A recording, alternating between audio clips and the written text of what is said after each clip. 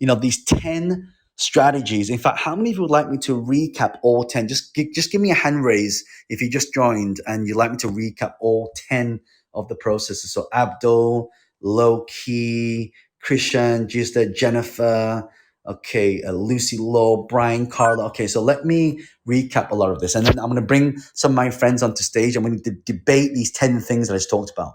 So I started this room. It's called the 10 Habits of Self-Made Millionaires. Number one is getting educated. Number two, doing at least 30 minutes of exercise every day. Number three, building relationships, relationship capital. Number four, being obsessed with what you want to do. Number five, being able to see it before anybody else. Number six, having a coach or a mentor. Number seven, not spending any time with time wasters. Number eight, get up early. Number nine, have multiple streams of income. That's why I said go to jl.club if you haven't done so already. Number 10 is using leverage and fast implementation. These, my friends, are the 10 habits of self-made millionaires. Now, in our audience here, we have some very, very successful entrepreneurs and business. I'm going to bring them onto stage and we're going to debate this. And maybe some of them will agree, maybe some will disagree, maybe some want to add on top of this as well. So before I bring them on, if you haven't done so already, make sure that you are following me, because if you love these types of masterclass, I will be. If you like. By the way, how many of you enjoyed this format? If you did, just raise your hand for me if you enjoyed this type of format. And I'll do more of these formats if you really, really. Oh, it's got a lot of you. Wow, we've got a couple of hundred of you who said yes. Okay, cool. I will do more and more of these formats. So make sure you're following me. Click my face, follow me. And then what I'd like you to do is make sure you turn on bell notifications. So if you click my face, you'll say follow, but next to the follow button, there'll be a bell icon. Click that bell icon and set it to always. And that means every time I start a room, you'll always be notified. Also, at the top, you'll see Entrepreneur Millionaire Secrets Club. If you click that little green house, you can actually follow the Entrepreneur Millionaire Secrets Club. If you click follow, and you can follow the club, we have about 127,000 followers and members right now in this club. And what I'll do, I'll send you an invite to become a member before Clubhouse start monetizing. All right. So let me bring my friends onto stage. So I'm going to send you all an invite to come up, and then we're going to debate this. And I want you to tell me things are good, or maybe there's some things you want to add to that. So let me bring Sally up. We got Scarlett. We've got Janine. We've got David. We've got Michelle, Jesse. Let's all come up. Tenji Colin. Come up. Brielle, I've just sent you a. I want to come. Ellie, we'll send Ellie to come up as well. Dana, fantastic. If you want to come up as well, just sort of give me a hand raise and I'll sort of bring you up as well. All right. So we've got Diamond, Sally, Michelle, Janine, Ellie, David, Donna, and Jesse. Hey, brother. All right. And we're going to bring Bobby up as well. Ellie, go ahead, brother. Ellie, go ahead. I think this is a great topic, brother. I think this is something really important. Technology and systems, man. I can't stress that enough. Talent funnel, that was great. Just being able to put that together will not only save so much time and money, it will actually leverage and scale what your business can actually become. So I think that was a great touch on. I love that, brother. Diamond, what was some of your takeaways from those 10? And is there anything else that you want to add to that? Anything that you agree with? Anything you disagree with? I'd love to get your view on that, Diamond. This is Diamond, and happy Father's Day, John. Thank you so much for bringing me up here. And I enjoyed the topic. I wrote all 10 down, and I agree with every single one. The one that really stood out to me the most is coaches and mentors. That's a big one for me because my life really transitions when I took that next step. I've always been an avid learner. You know that. So I'm self-motivated. I've read lots of books. I've done lots of research. But having a coach, having a mentor, someone like you said, who's already been down that path, can let you know about the pitfalls and shorten your learning curve and hold you accountable has been a complete game changer for me in my life. So I really want to emphasize that every successful person that I know has a coach, has a mentor. And like you said, to your point about who you surround yourself with, they also make it a point to be in groups like masterminds and surround themselves with other successful people. Like you said, that dot in the middle, who's in that circle? Who's in that circle of influence? So that cannot be overstated because it really does make a difference. When I was living in scarcity, when I had a mindset of fear about the future, it's because I was not surrounded around the right people. I did not have those coaches. I did not have those mentors. And therefore, I did not know the path to success. So, the next thing that I would say, and you did touch on this as well, as about those daily habits.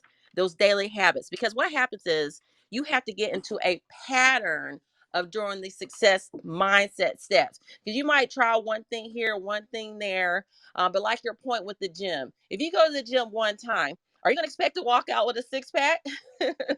It's not likely, right? So just like you go to the gym and you work out every day, and that helps you over time develop those abs, you have to do the same thing with your daily habits of success. You have to do the same thing with your mindset. And I believe that is the first step on the success path. People who are successful have a mindset of success first. It starts in their mind. They believe that they can achieve their goals. They believe that it's possible. They're constantly thinking of, how can I be innovative? How can I take this to the next level? What is the next step? Just like you said, they're constantly learning and developing what? Their mind. It all starts in your mind first.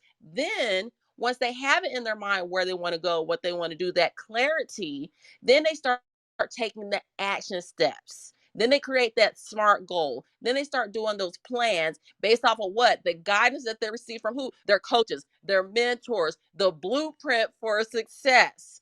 So I just think everything that you said is absolutely phenomenal. I hope everyone took notes, and most importantly, implement these steps in your life, because I can tell you that I'm a witness to what happens when you follow these habits. And I love the thing that you said too about building those relationships, because everything is cool. When you have those relationships, that's going to bring it all together, because you're going to start attracting those people in the right positions. There's an old saying that when the student is ready, the master appears. And when you start doing these things on your own, you will start attracting those right people. You will start attracting those resources, and those opportunities to take yourself to the next level will also appear. If you believe it, if you take massive action, you can't achieve it. This is Diamond, and I am complete.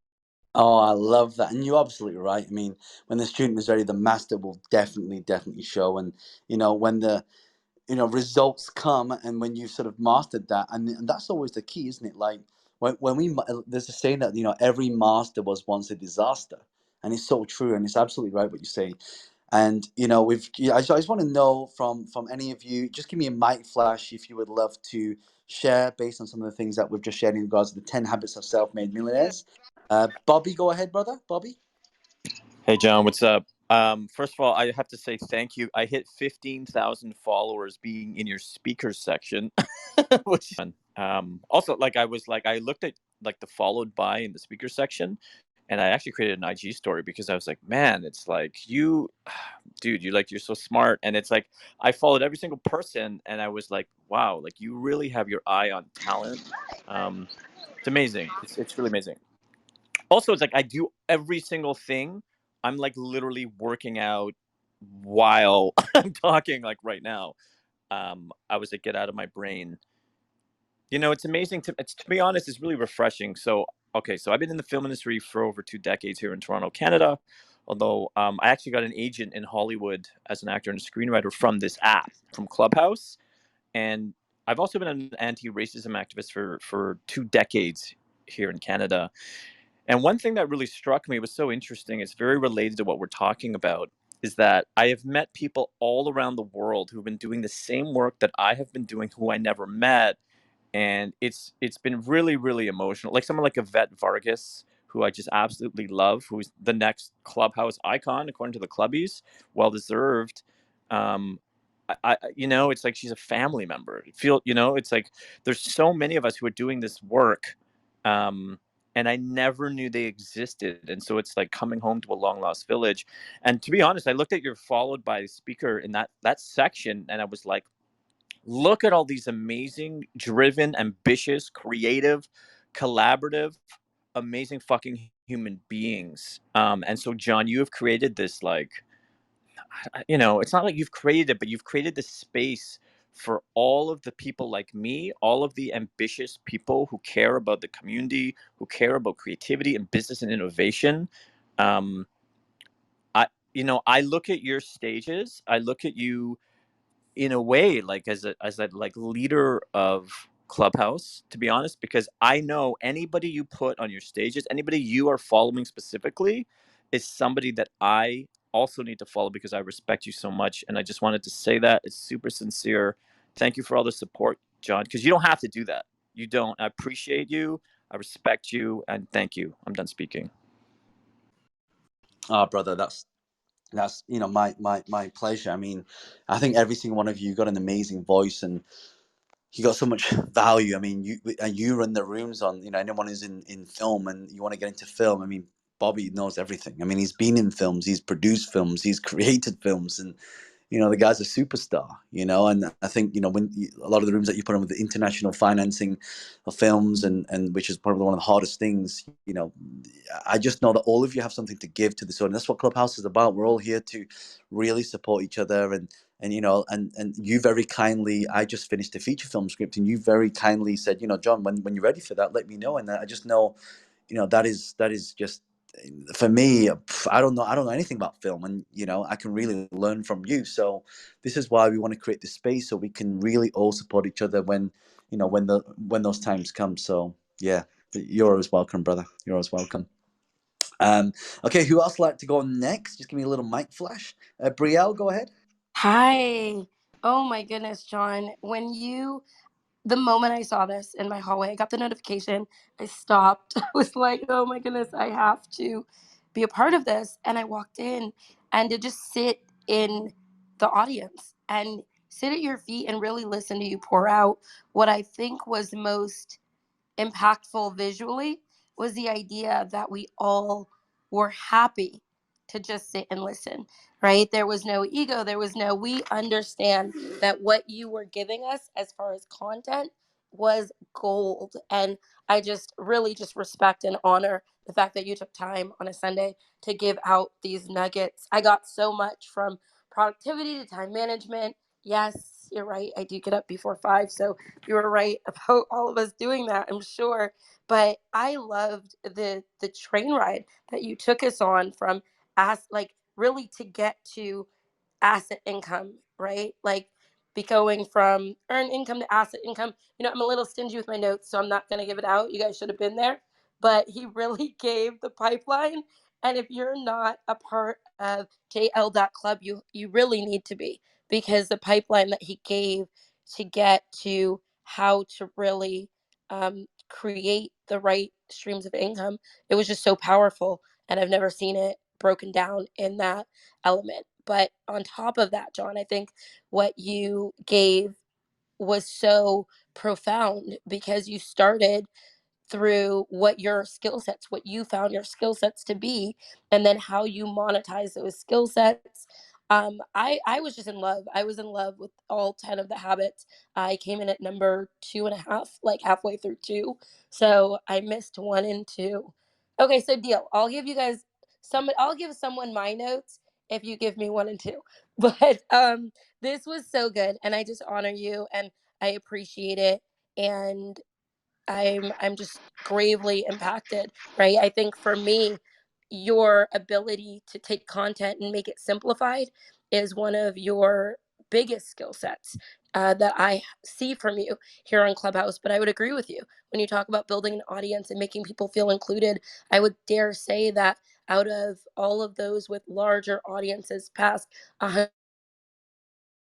I got a call, past 200,000, you follow such a diverse group of people, and you include people at such a way and such a level that obviously 1 million is nothing like the 40, 50, hundreds of thousands of millions and billions that come through this room, or 2 or 3.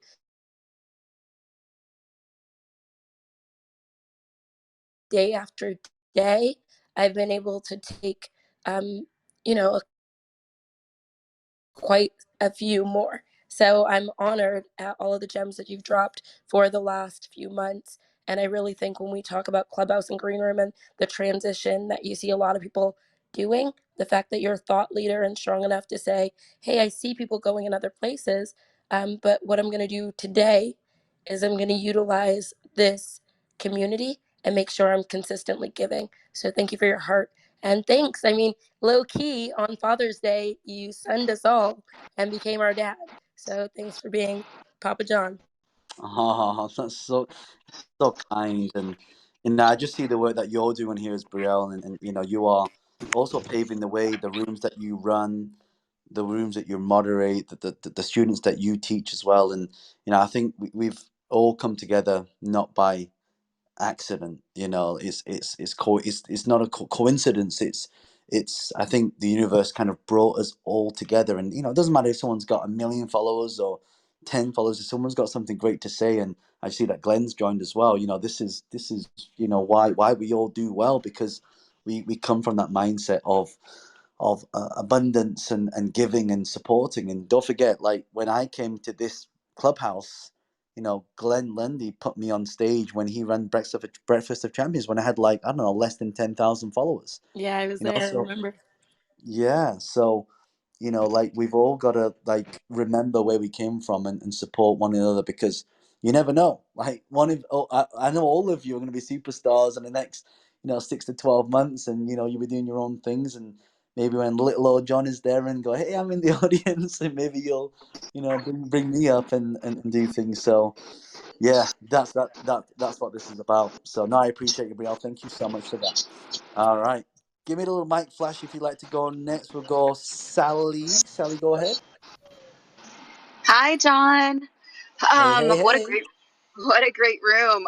I've done 3 rooms today. I did the town hall. I did something about health and fitness because I'm about to go on a little diet, and then I jumped into yours because I'm trying to figure out what to, like investment stuff. And something that you said that I've heard a couple times recently on Clubhouse is, the money that's in your savings account is depreciating. I think you use a different word, but I have a little chunk of money in my savings account, and I'm a single mom, so I have to like make sure that I'm good. I have lots of different things, irons in the whatever they say. Sometimes the Puerto Rican in me, my little Fire. It's fire, yeah. Sally. Okay, thank you. Irons in the fire. Was that Bobby? Thank you, Bobby. No, it's Brian Rader. Oh, Brian, what's up, Brian? So you saying that impacted me a lot, and I've heard it a couple times, and I have this chunk of money, and it's just sitting there, and I feel like I should have it work for me in some way. I'm a filmmaker. I do have a show that's in negotiation right now. So if that show goes, it's a docu-series, got picked up, which I'm really excited about, but we're in negotiation right now. It's with attorneys. If that gets, if that goes through, that should be good money, hopefully coming in. And my film that's just got licensed in different countries, I'm making money on that. But, I've always worked in the industry, and sometimes it's a good month and sometimes it's not a good month. If I don't have a project, there's no money coming in. So I just wanted to get your opinion about, how I can take that money and make more money. Because I'm not good at that. I do have a little bit of money in investment, but I feel like I need to put more in now. But what is your thought on that? Well, here's the things, right? Assets, things that go up in value. I'll tell you the big secret, right? Everything you buy, you got to buy basically, let's say real estate, right? It's below the market value. That's why value investing is so good. For example, that's why education, that's why when I talked about the 10 habits, the first one was always to get educated, right? So for example, let's say take watches, for example. So you've got to know which watches make money, which ones don't. Even like when people say like cars are a waste of money. So I've brought 2 Lamborghinis that I could sell now and make 50,000 in each of them. Easy. Normally cars that depreciate. But for example, one of the cars we bought was a Lamborghini Urus, right? Now, why did I buy that? Because I know I can drive that for about a year and I could sell it and get all my money back with profit. And you think, no way, that's a Lamborghini Urus. How? Because there's an 8-month waiting list, right? Now, a simple sort of dynamics, right? And again, I'm not saying you should all go and buy one. I'm using this as an example because I did research on it. I knew that if you wanted to order one, you have to wait 8 months. So I tell you what people are doing right now. So they're putting money down on one, they're driving one, they put a deposit on the next one. So by the time they've used up all the mileage on one that depreciates, because normally the mileage is what depreciates these cars, by the time that's come, they sell that one, they get the money back for the deposit for the new one, and they just keep spinning the money. So that's a smart way to make money work for you. Let's take watches, for example. If you know different brands of watches, for example, if I was to tell you, a Rolex Daytona, for example, right? I use a very basic one because everyone understands watches, right? So when you go and buy a Rolex Daytona, if you can buy one, you'll know there's a 5-year waiting list, right? And same with things like, you look at like luxury goods like Hermes bags, like like the Kelly or the Birkin, like all these bags you can't get, right? And there's always a market for something when people can't get it. It's the same with my houses. I'll only buy a house if I know if it's like, what smart thing to do if you're gonna buy a house, right? If you let's say you're buying it to rent it out, put an ad in the paper and then see how many phone calls you get for that. If you get 0 phone calls, guess what? You know we're going to rent that property out, right? But if you get 1,000 phone calls, there's a massive demand. So that's why we always talk about MVP. So whatever, obviously I'm not asking you to go and buy this. I'm using these as an example, as a thought process. That's why Warren Buffett's a billionaire. 6 hours every day studying companies, things that go up in value, things that go down in value. Even that companies that lose money doesn't mean that it's not a good investment. Look at Tesla. For 10 years, it was losing money. Only recently did the share price go from like $50 to $500 in a year. So you've got to understand the forward thinking of what's happening. And so doing more research, and even yourself, Sally, you know a lot about films. You know that, you could actually put your money into film depending on where. I think in Canada, there's some good tax breaks, and different parts of the world, there's good tax breaks. So like, that stuff. And so that's why I always say, like, stay in your lane of stuff that that you can really capitalize on. Like, there's films out there right now that have been written, and people like Netflix are buying it. You could buy that script below the market value and then sell it to Netflix at a higher value as an investment, you see? So there's all these different things that you can think about and start doing. But this is just how I think that, and I learned this from a lot of the people that I hang around. It's the conversations that we have. I know LA, you did Godzilla and Kong. So that's why this panel is so amazing. You've got so many experienced people on this on this panel that there's so many things that you could do. But no, that would just be my sort of 2 cents on that. Yeah. Hey, John, it's Brian Rader. Can I just chime in for Sally Yeah, really go ahead, quick? man. Go ahead. But I want to go back to one that you said, because if you have a chunk of money, watches is one of my favorite things. I always have a Rolex that I can sell, Sally. So if anybody has a chunk of money, like, Rolex is an easy one that if you get in and you research the right one and you buy it, and the other thing is you can wear it. Like, I love wearing watches. And that's, again, a great one, John, because usually the person who's trying to invest, they have something between a few thousand and maybe $20,000. And so they can't buy property. They probably aren't buying a car. But a watch one is fantastic because you can easily flip that a couple of years later, if not a year later, if you need the money. Again, Sally, it's a good investment because of the fact, if you get the right one, because of the fact that you'll make a few $1,000s off it, and you also get to wear it, so you get to enjoy it. And I think that's the greatest thing, is enjoying whatever you have while you're doing it. If you go put it into a stock, i.e. Rolls Royce, because that's one that I love now that I think is going to go up. But if you invest in that, you don't get to enjoy the ride. And you do get to enjoy the ride if you buy yourself a watch. And it's also like a present for you. So you can keep upgrading as you're making money off each one. You can buy the next stage because you have more money to put into the next watch. So, John, that was a great example. It's one I use and love. Just wanted to add that for Sally or anyone who's listening. Thanks. This is Brian. I'm done speaking. Oh, that's a Thank you, great. Brian. And thank you, Yeah. John, too. I'm going to go buy a Rolex today. So Well, thanks for no, that. don't just go and buy I'm a Rolex. joking. I'm joking. I'm joking. Hey, can I add something real quick, John? Yeah, go for it, brother. Thank you. So, Sally, this was I was very much the guy that I can always make money, right? I can always make money. I'm never concerned with making more money. But as far as like smart investments and getting my money to make money, that's not something that I was ever trained in, right? I never really knew how to do that. And a friend of mine really helped me. She shifted the way I look at my spending. And so here's what I suggest to you, Sally. So let's just use an example. Let's say we have something simple. Say we want to buy something that costs $1,000.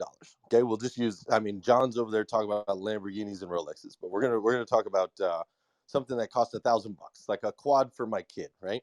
I wanted to buy a quad for my kid. It was $1,000 for the quad for the kid. So I have $1,000. I have a quad that I want, and now what I have to do is I have to institute this thing called patience, which is very, very difficult. But instead of going out and buying the quad for $1,000, instead I ask myself a question: where could I invest, or what could I invest in that's going to get me a return of $1,000? Then I can use the return to go buy the quad. Does that make sense? So instead of spending your money, even if it's a small investment, maybe it's a stock that's moving, maybe it's I hate to say things like Bitcoin, but you know what I mean? Maybe it's a smaller investment that you can make now that's going to get you a return. And then 6 months from now, you spend the money that you made on the return to buy the quad. So what I have learned from my wealthy friends is they don't ever spend their money. They spend the returns that they're getting on their passive income and on their investment streams. That's what they actually spend. That way their money is always making more money. So it's just a mindset shift. I want to buy this box of cereal for $5. What can I do to create an asset that's going to give me $5, and then I'll use that $5 to buy the box of cereal? Does that make sense? That is so incredible. And I hope everyone's listening, because I know I'm not the only one that has savings just sitting there. But I do want to ask this for those that do invest. Like, how do you even start with that? Like, I don't know how to invest money.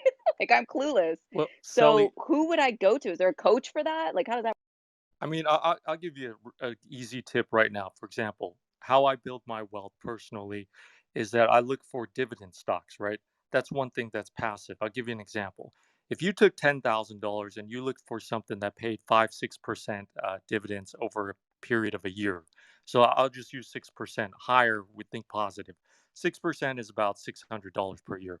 That's $6,000 in a 10-year span, right? If I buy a stock, let's say it's about, I buy in at, let's say, $45. Over the 10 years, it's going to gain, it's going to drop. And let's say it comes down to $38. I'm losing about 1,600 at 10,000, right? But my dividends in a 10-year period pays out $4,400 because it's $600 per year. And that's how rich people look at stock. At a $100,000 investment, that would have been 44K.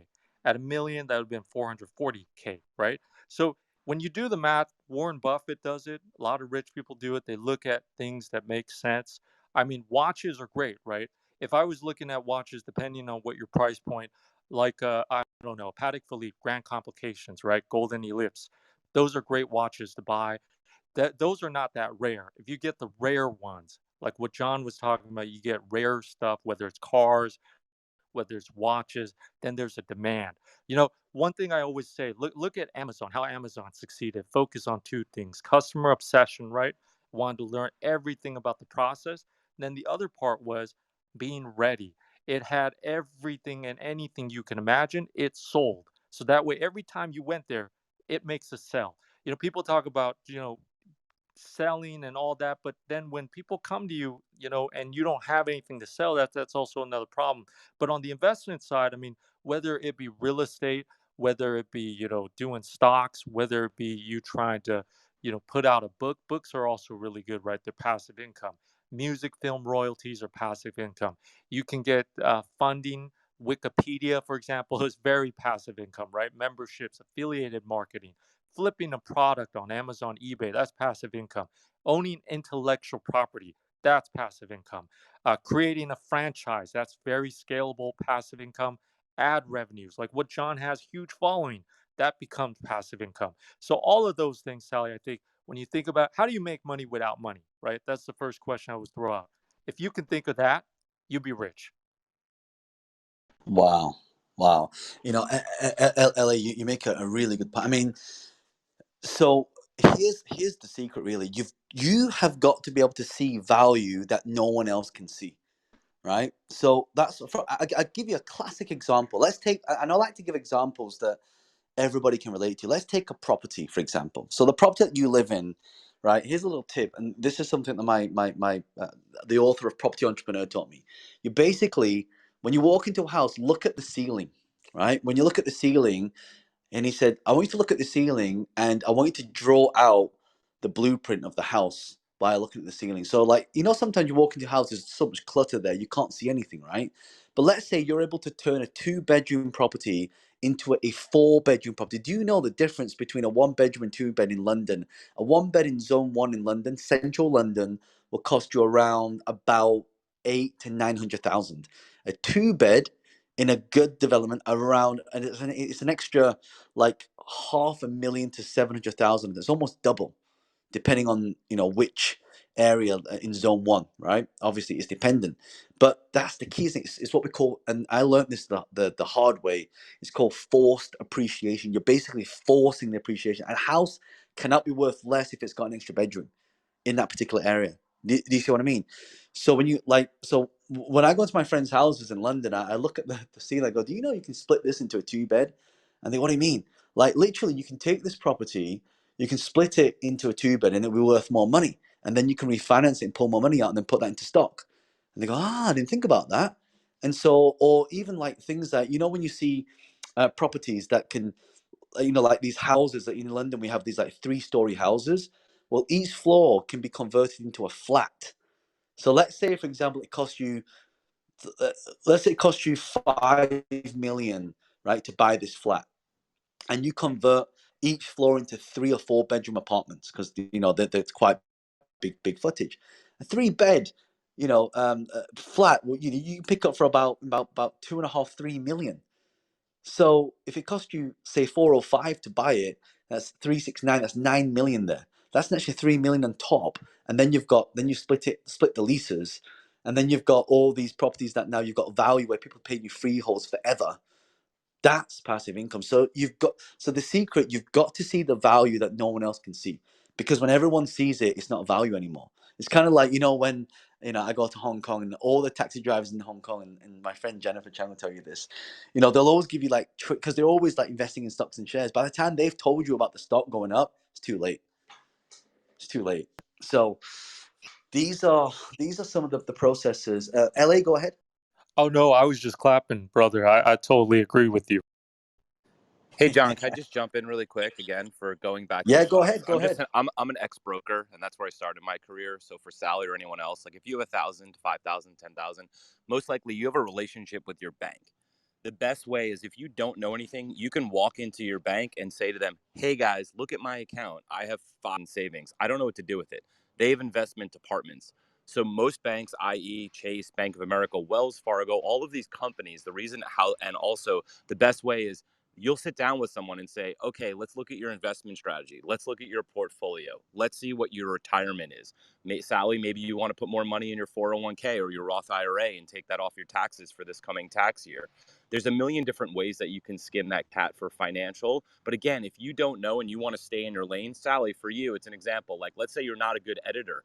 You hire an editor, just like you hire a broker, someone who works with your current banking institution. If you don't know how to invest, and again, if you're uneducated in that, you're not going to be a day trader. You're not going to maybe put it into something very risky like a Bitcoin. You might not feel like that's a place for you. But a place for you is an hour of your time sitting down with your current bank and letting them work out what your investment strategy should be and where you can put that savings. Again, you mentioned kids. Maybe there's some kid accounts that you want to put it in for college. I mean, there's a million different accounts nowadays that you can put your money to work. And I think if you're not smart enough or don't even want to educate yourself, that's totally fine. I would do it on a base level, but then work with someone who's been doing this for 10, 15, 20 years and that you trust at your bank, or meeting through friends. Ask a bunch of friends, what brokers do you use, and get some referrals and meet with them. Again, I think it's a longer term play. Like the person who's been managing my money has been managing my money since I was 13. I'm not going to tell you guys how old I am, but let's just say I'm over 40. So again, it's 27 years of investment strategy. And I've been meeting with this guy since I was 13 years old. So you have to find your people that you can grow with, that you trust, and ultimately that's looking after your best good. And again, it's worth a 1% fee to pay these companies and people to go do that for you. What do you care? If, again, Sally, and for anyone else who wants, I made 40% in the past 12 months on my retirement accounts. Granted, it was an amazing market this year, but that's 40%. It's an insane amount of money, and that's just from retirement. This is Brian, and I'm done speaking. I think on Brian's That was point amazing.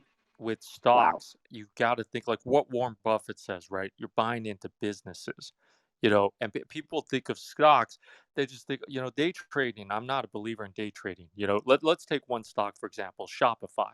It started out at $28. It's now $1,466 a share. How long did it take to get there is the question, right? It didn't take that long. 2015 was $28. 2021, it's $1,466. It's all about understanding things. And if people put in the work, you know, understand and not working hard, but focusing on working smart, figuring out ways to get information, you know, quick, but valid information, verifiable information that you can actually consume right, learn. And Brian's right. When you don't know something, seek out somebody who does know. It helps. It takes you to that next level. Understand how business works. Like Netflix, for example. What is Netflix's business model? Why, you know, how does that affect other businesses? For example, Amazon. Netflix hosts everything on Amazon Cloud. That helps Amazon, right? There's a trickle effect for every single business. But once you start to understand that mechanism, then you understand where the growth comes from. Like right now, let's say Ford Motors launching new vehicles. You know, that Ford not that long ago was probably like at about $7, $8 a share, right? It pushed upwards to 15. So my position in Ford when I got in makes money, even right now, $14. Stock investment is not simply just looking at market conditions, also understanding where that business is. And if you think that business is big enough that it's not going to fail, like Apple, when it was at 120 something, I did a poll on LinkedIn. Everybody told me Apple's not a buy. I don't care. I bought it, right? And now it's at 130. I'm not telling anybody to buy stock, but I'm just saying do your research, understand what these companies are about, understand where they're making money, how they're making money, and then leverage that. You know, information is key. You know, LA, that's such a great point. This is something I learned from Warren Buffett. Write this down, right? You're right. It's not just about market conditions, but also the business model of that. So, like for example, if I'm investing in companies, so I invested in quite a few, you know, Silicon Valley startups. You know, and one of the things I'm always looking at is, do I think the business model is right for the conditions of the current climate? So look at Zoom, for example, right? You of course that share price was going to go up because no one can do events anymore, right? You look at something like okay, so Warren Buffett used Coca-Cola as an example. So Coca-Cola sell millions and millions and millions and millions of Coke, cans of Coke every day. And he said, well, let's say it's 20, let's say it's 50 pence a can, and they just increased the price to 10 pence. So that 10 pence has now been extrapolated over millions and millions and millions, therefore adding to the bottom line. Look at what Netflix did recently. You know, you open Netflix, hey, we're now charging $13.99. Would you like to continue? Of course you're going to continue. You see?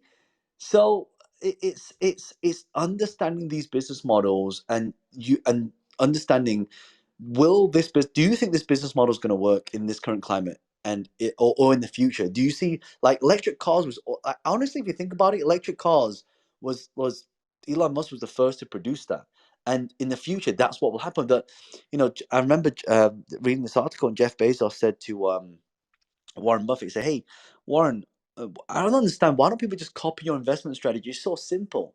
And his reply is, because people don't want to get rich slow. And much to LA's point, is when did Shopify, when will it get to that point? And that's why the studying of the news releases, market conditions, market industry, Sally, these are the things that you got to start spending a lot of time on, because if you don't do it, no one else is going to do it.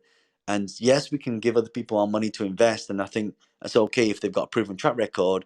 But also, I think if you learn to do it yourself, you'll also have a much deeper insight into some of the things that you know can happen. So John, And if I John, can, really quick. go ahead, bro. yeah, go What ahead. I think is really powerful, and I'm going to use the 3 examples that you already gave as far as the way that I look at it. I was in Tesla in 2012.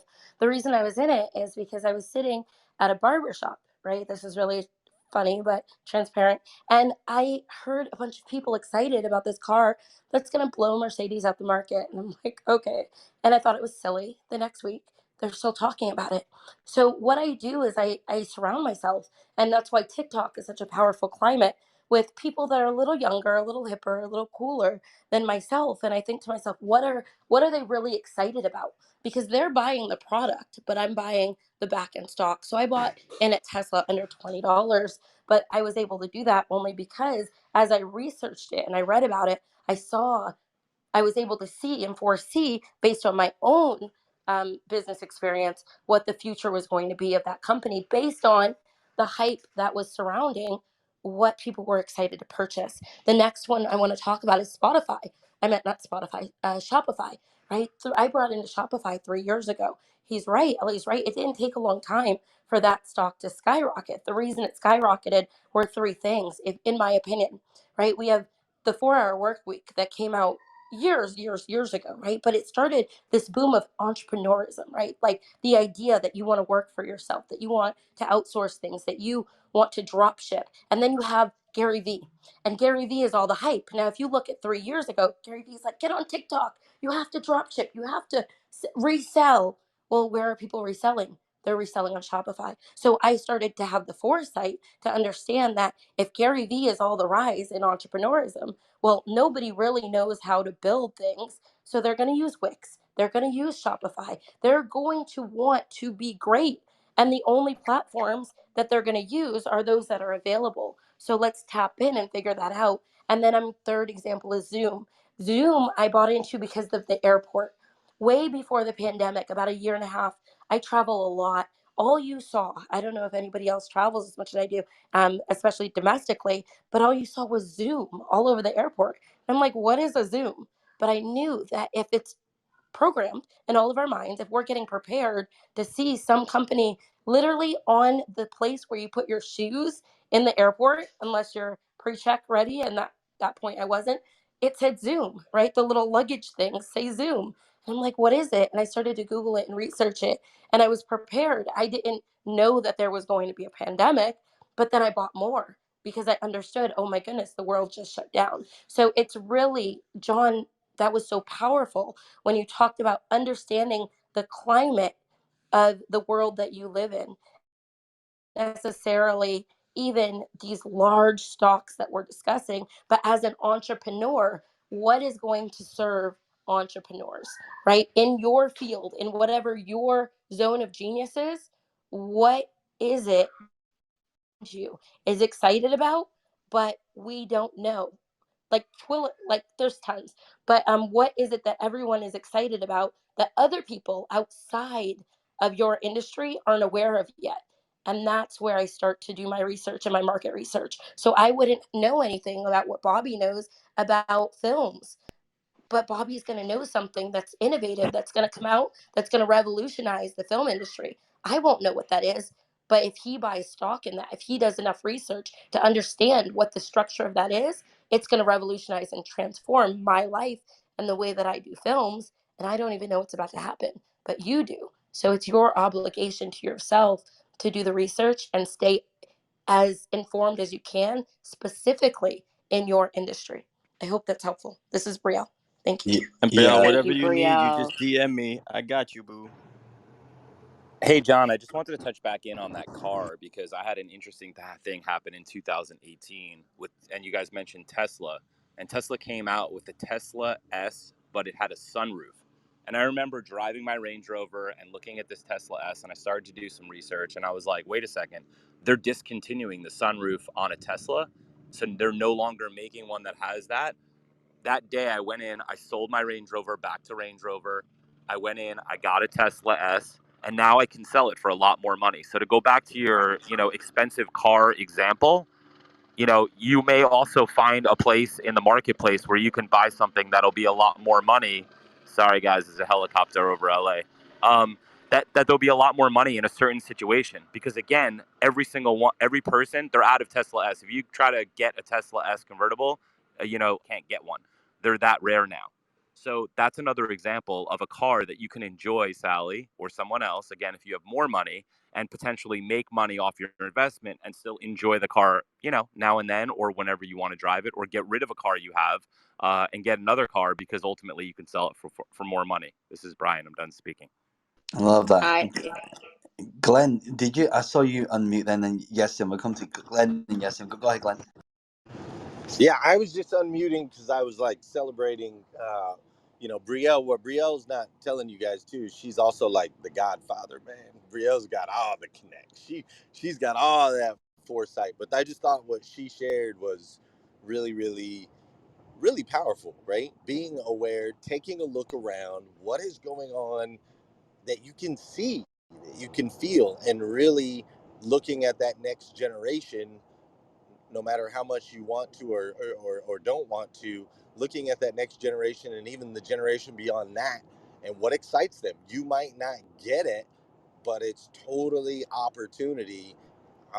Society, technology, wealth, all of that is driven ultimately by the youth. That's what drives it, right? That might not be your audience to sell to right now, but they're driving what's next. So I was just celebrating what Brielle was saying. I thought it was incredibly valuable. And she's the boss, man. She is the boss. so good, Brielle. I agree. Yeah, Thanks, guys. Happy to yeah. be here, sitting at John's feet. Well, I just think, Brielle, you've got such an amazing, I guess, vision to be able to see into the, this is, I call these like the entrepreneur third eye. Like we always have, when you do the meditation, you kind of, the divine will, you open that third eye. Well, I always see that metaphor, like that third eye, as like this entrepreneur. And Brielle, like you, and here's a clue to this, right? Like, look at the stuff that you are using, look at the stuff that people are talking about, and you're absolutely right. Like, Bobby will know technologies that are coming out, 3D technology, hologram technology, even CGI. I used to be an animator. I used to work and as a computer animator. Before that, everything was hand drawn. Then I worked for a visual effects company. I look at the softwares that are coming out. And the one company, I just had a catch up with one of the lead animators on Avengers, right? So he's a good friend of mine, and he's telling me, John, do you know, like back then, one company, all the softwares used to be basically segmented. Now one company, they basically monopolize the entire thing. And so it's like, if you'd have seen that and you saw that coming, like, I forget who it was, but there's an analogy of the puck. Like, you don't play the game where the puck is, but you play the game where the puck's about to go. And so that is the true definition of an entrepreneur, to be able to see that move coming before. That's what I did with all the .club domains. So I bought the top Yes. five And that was Wayne .club Gretzky. domains. That's the best hockey player of all. I'm Canadian, so I just had to say that. But that was Wayne Gretzky's skill, right? And that's what they say. He always knew where the play was going to be, not where it was, and that's separated him. I'm done speaking. Yeah. So, yes, and go ahead. Thank you, John. So great to be here again. Um, John, I actually wanted to tie this to a point that you had made, and which is that, it's really great if we can see those, if we have the vision of ourselves, if we can see where the new trend is going to be in advance. But if we can't see it for ourselves, and just like some of Brielle and others said, maybe let's say I'm in social media, I can see it on social media, but I won't be able to see it for film or other things that are not my specialization. That's why we have the mentors like John, like by you just creating the JL Club.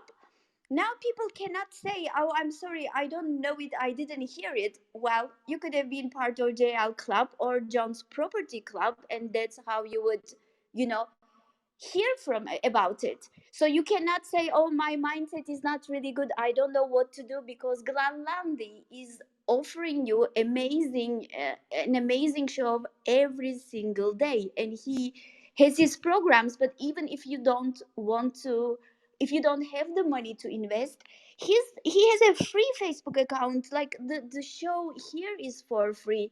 So my point is that we live now in a world where we don't need to, like, if we can predict the trends in advance, that's of course better. But if we don't have the capacity to do it, or just we are not, let's say we don't have that vision, that third eye you mentioned, then by having good mentors we can completely get around it. So if you don't have a good mentor, that's really on you, because like John's thing is £7 a month, like everyone can spend that amount. Like I think so we live in this age where really it's really our responsibility to learn. And like we can also outsource, like my crypto account, I outsourced it to a friend because I don't have the time to do it. So like and John, another thing that I wanted to mention, which I really saw you as the leader on, is, let's say, even something not just like the club, that buying the clubs, that I believe was your idea, which all took from you, learned from you, and implemented. But you were also the person who started the collaboration culture at the Clubhouse. I think before you, everyone was more like, yeah, I need to do it myself. And you came on and you are like, well, you could see that on this app, it's collaboration that's going to work. So, like, even a vision like that, which is not investing in a property, but, seeing how this app can work, is going to turn out. Now you have like millions of followers, so even if they only buy something for $7, it's a lot of money. And um yeah, so I mean, you're an incredible visionary, like, so that's what I wanted to say as well. And I think whatever we are a visionary of, probably it's the best that we just focus on that. And that's where we follow our own intuition, so to speak. And for the other niches, for the other fields, we follow leaders, mentors like you, so that when you tell us, hey, it's time to buy the club, boom, we go and buy it. We listen to the leaders, we listen to mentors like you, and then we go ahead and implement it. That's what I wanted to share. This is Yeshim, and over to you, John. Oh, love that. Thank you so much. Yeah, I just think, I mean, I don't take all the credit for that. I mean, I learn from all of you. I just see what's happening, and you are right. This platform, like, if it was just me on stage all the time, people just get bored. We've got, and this is something I learned from Gary Henderson. He's always talking about the share of voice, share of voice, share of voice. And, I just see how, and that's why, if you're not following the speakers, make sure you follow every single speaker on this stage, not just me, like everybody. I mean, all these amazing souls, that they run some epic rooms. And unfortunately, Clubhouse works in a very different way to other social media platforms. And like in Instagram, like, oh, I don't want to follow that person because I don't want to have, more people that I'm following than I have followers myself. Well, I mean, I'm following, I don't know, 2,100 people. So I get access to 2,100 rooms. And that's how Clubhouse works. When you follow people, you can actually enter the room. So make sure you click on their face and follow them. And also make sure you turn on bell notifications. And, Yasim, you mentioned a good point about, by building a platform and really sort of getting yourself to that next level. I mean, I'll tell you a trend that I'm seeing coming up right now, and maybe I'm right, maybe I'm wrong, but I see it happening. I'm seeing the cookie crumbs that I'm left behind. So let me sort of tell you what I think is happening, and then we can maybe debate that as well. So I'm seeing this culture of the subscription models as a business model coming in. About 4.5, 5 years ago, I was in Singapore. I was doing the keynote to 3,500 people, and I was backstage in the green room, and I was speaking to this chap from Hong Kong, and he was worth 350 million. I said to him, "Can I just ask?" We got into conversation, we talked about investors. I said, "What's your investment strategy?" And he said to me, "John, let me explain it to you like this. If you make 1 million and you want to make 2 million next year, you have to work twice as hard. If you want to make 4 million the year after that, you have to work 4 times as hard. If you want to make 8 million, you have to work 8 times as hard." I get that. So what's your point? The point is that when businesses sell one thing, it's very hard to sell again. It can go out of trend. But when you have a product that you sell once and you get paid over and over and over again, That's where it's getting right now. My local car wash that I go to, I mean, I've been having my car washed there for years. You know, I do have a valeter that comes and washes my cars, but when times that you can't, I just need a quick wash, I take it to the car wash. And they actually charge a subscription now. Before it was like, you know, £10 a pop.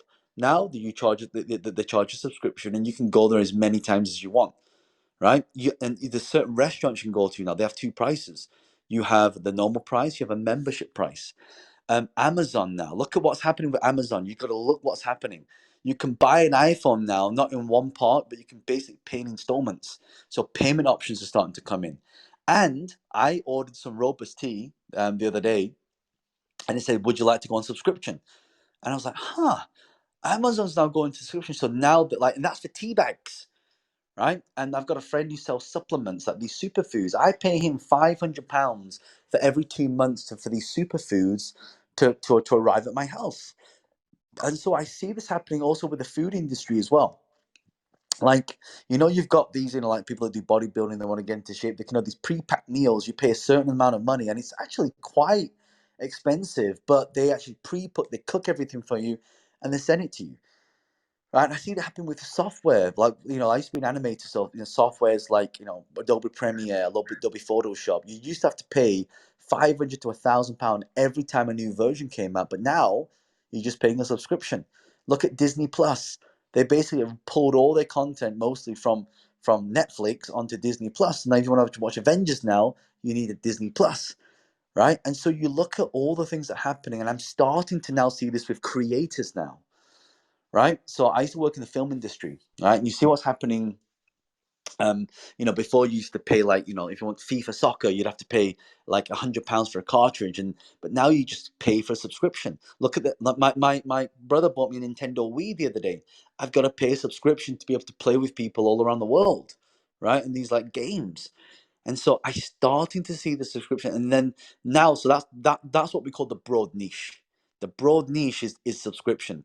So let's get micro. So there are three types of niches, and I guess functions how you want to see this. So you got the broad niche, then you have a micro niche, and then you have a nano niche. So right now it's at the broad level right now, but I'm starting to see it moving into the micro niche, which is, for example, the creators. That's why look at Clubhouse, right? They will soon launch a subscription model for the clubs. That's what I see coming, right? You got tipping now. Tipping, it's not really working. I mean, like, you know, when people got it for the first time, it's like, yeah, I'll tip you. It's pretty cool. I'll send you a coffee. But honestly, like, not that even the people in the Creator First program, you know, people who are putting on the shows, the big shows, they're not really getting the tips that's going to make a big difference. But I tell you what's going to make a big difference: subscription model. So let me give you the cookie crumbs for this. So look what happened with Greenhouse recently that just came out. All right, so it's not Greenhouse, Green Room, right? Green Room that came out. Well, basically Spotify, iTunes now can now have a subscription model. So now you can launch a podcast and people have to pay your subscription to do it. And then you have something like Substack, where if you don't want to be on audio, you can now be written. You be on there. Look at the Patreons. Look what's happening with Patreons. Patreon, basically, creators now getting paid for the content without the dictation of investors or sponsors. So now the power, and look at what's happening right now with all the apps. They are basically begging us to get back onto the platforms. It used to be the other way around. We were at the mercy of all the social media platforms. Now we are their products, and they need us more than we need them. So I'm seeing this happen a lot, but also what I'm seeing happening, and Brielle mentioned this beautifully with Shopify, that people, you know, not very technical, they not really, you know how to do and build these shops and things themselves. So I'm starting to see software companies coming out that can make things really, really simple for people. For example, if I take JL.club, if you look at how simple that is, do you know how long it took me to set that up? Literally, I was in a Clubhouse room, and someone was speaking about, you know, like, I think it was a room with Ty. I was in a room with Ty Lopez, and you know, he was talking about some of these subscription things, these boxes that you can get. Like, you can order these books in a box, and you get a box. And I thought, huh, why didn't I just create a membership? So I just used, like, step one, I just used Lead Pages, right? I just picked a template, basically a bog standard template. Didn't even change anything on it. I just picked it. And when I launched Gale.club, it had 0 members in it. 0. right? Of course, it had zero, but it also had zero content as well. And as I started to talk about it, because people would say, John, can you coach and mentor me? Can you show me how to do this? No, I don't offer coaching and mentoring anymore. But I just thought if I put my brain into one place, then maybe people would value it. And then I remember Ryan saying to me, he said, John, you know, when people pay, they pay attention. I thought, huh. So then I thought to myself, and at that time, you know, I don't even remember at the time in the Clubhouse, there's a lot of these coaches selling like, you know, their mentoring programs for 10 or 20 or 30,000. I think it's great if you are in a position to be able to do that and absolutely take it. But I just found that the majority of people were not in that position. So I thought, well, what's affordable to everybody? I thought $7 a month. And then it just grew and grew. And I have thousands and thousands and thousands of members right now in JL.club. And it just grew from an idea that I saw people see. You got to meet the demand. If the demand is there, so that's why you should always create an MVP. So when I created JL.club, it was really an MVP to see, let's see if this works. And then, like, you know, like I just saw the traction. It was just like, it was insane. It was just like thousands of members just coming in because I'd never launched it before. Like, no one could ever get access to the knowledge at that price ever for the last 15 years of me being in business. And so, and by the way, as I mentioned this, if any of you in the audience, if you're an author, you're a coach, you're a mentor, you're a content creator, you really love to learn. I mean, maybe you want to have your own club where you basically you like. If all of you just got 1,000 members paying $10 a month, that's 10,000 a month. That's 120,000 a year, just by, you know, creating some kind of physical product, digital product, sponsorship, service, whatever it is. You can create a membership on anything. And, you know, actually, for those of you who are interested, actually, I've never done this before. For the first time in 15 years, next weekend, as in like next weekend, so it's going to be Monday tomorrow, and Saturday and Sunday, I've actually decided to run for the first time ever a boot camp, basically teaching a lot of my Clubhouse community and my jail.club members, like if you know, you really want to kind of start that membership yourself, now's the time to do it, because you want to do it now before everyone starts doing it. I don't think there's anyone on this platform who's built up a membership in a short space of time, the members that I have, than I have. I mean, to the best of my knowledge, I don't know anyone who has. Nope, you're the only one. Yeah, and so I was like, well, why don't I just teach my friends how to do this? Why don't I just show them how to do it? And I'll tell you where the biggest challenge is right now. One is the technical aspect. They don't understand how to piece all the technical stuff together. Two, they don't know what to create a membership on, and then also how to create the things to deliver. And three, promoting it. Right? How the hell do you promote? How do you get someone to really become a part of that community and add as much value to them? So next weekend, Saturday and Sunday, I'm going to be running a 2-day boot camp. I'm going to go for about 4 to 5 hours a day talking about this. And if any of you are really interested in, I mean, you're really serious about this, just send me a DM with the word membership. So if you click on my face, scroll all the way down to Instagram, and just send me a DM with the word membership. And by the way, this is not going to be a free boot camp. It is by application only, so you have to apply to get in, because I really would like to take it to the next level. So once you send me a DM with the word membership, it's going to send you an application form back, and then just fill the application form in. And if we think you're the right fit for the program, we'll have a quick conversation with you, and then you can enroll into the program. And again, it is a paid for event. It's not, I mean, I normally run events for free, but this is a very special one. I've never done this before. I've never really peeled back the curtain to kind of share with all my secrets. But I just think, you know, because I've been there, I've done it, I've tested it, I've proven that it works, and I've proven that you can do it from scratch. You know, this is going to be something that, and by the way, if you're a JL.club member, you also get a very big discount as well. So I just wanted to add that in there. So yeah, just send me a DM, as in a direct message, with the word membership, MERBERSHIP, so membership. And then my John bot will send you a link back. Fill in the application. And then, you know, if we think you're right, we'll shortlist you. You'll get a message from my team out in Singapore. You'll get probably a WhatsApp message or a text from a +65 number, because my team are out in Singapore. And then they'll just ask you to just, you know, jump on a quick call just to make sure you're all right, because it's happening next Saturday and Sunday, as in the week coming up. So yeah, we're pretty full on that. So yeah, I just wanted to kind of talk about that, seeing as though we talk on the subject of the subscription models and one of the trends that I think is coming up. So yeah, I just wanted to add that in there. All right. LA, go ahead, brother. You want to share something? Yeah, no, John. I was also going to say, a lot of things you talk about, very important. I think people in the room, I mean, they should definitely take part in it. I mean, a good example I'd raise, right, during the pandemic, everybody's concerned about money. Everybody said the economy was struggling. Look at LVMH. LVMH is a great example. Louis Vuitton. Everything's high ticketed. Everything was still selling. Year in and year out, their sales numbers increased, right? Something we do at Wanda Group, for example, in China, we build high rises, residential properties. We sell. They're very expensive, very exclusive. It's a little bit different culture over there. We do a raffle process. But look at America real estate, same thing. The market is booming, people still buy. What is up with the buying? When there's customers that say they can't afford something, I always tell people it's how do you make them want to afford it, right? Every woman, I'm sure, in their lives has somehow bought a Louis Vuitton bag or an Hermes or a Chanel or Christian Dior or something that's high ticketed. But the fact is, not everybody can afford it. So how does everybody wind up owning one? Is the question. I'm talking about real, authentic one, not a fake one, right? And it's all about that perception. It's all about the benefit sales, the experience, the value that people get from it, that perceived value of it, and being able to do something where it's scalable.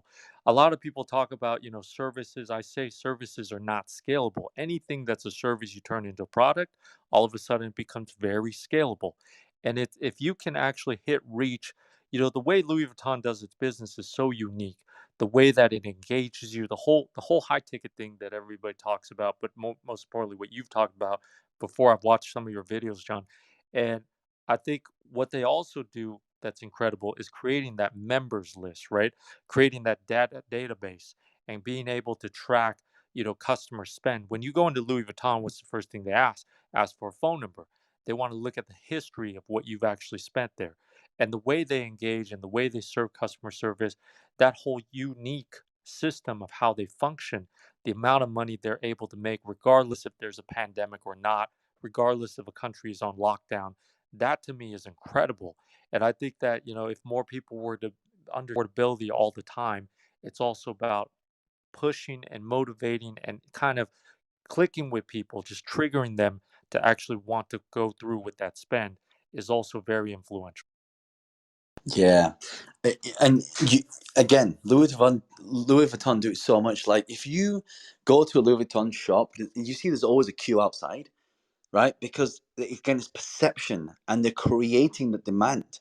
Because when people see a queue of people, oh, it must be good, or it's a demand to get in, and then when you finally get into the shop, you feel obliged to buy something because you've waited so long.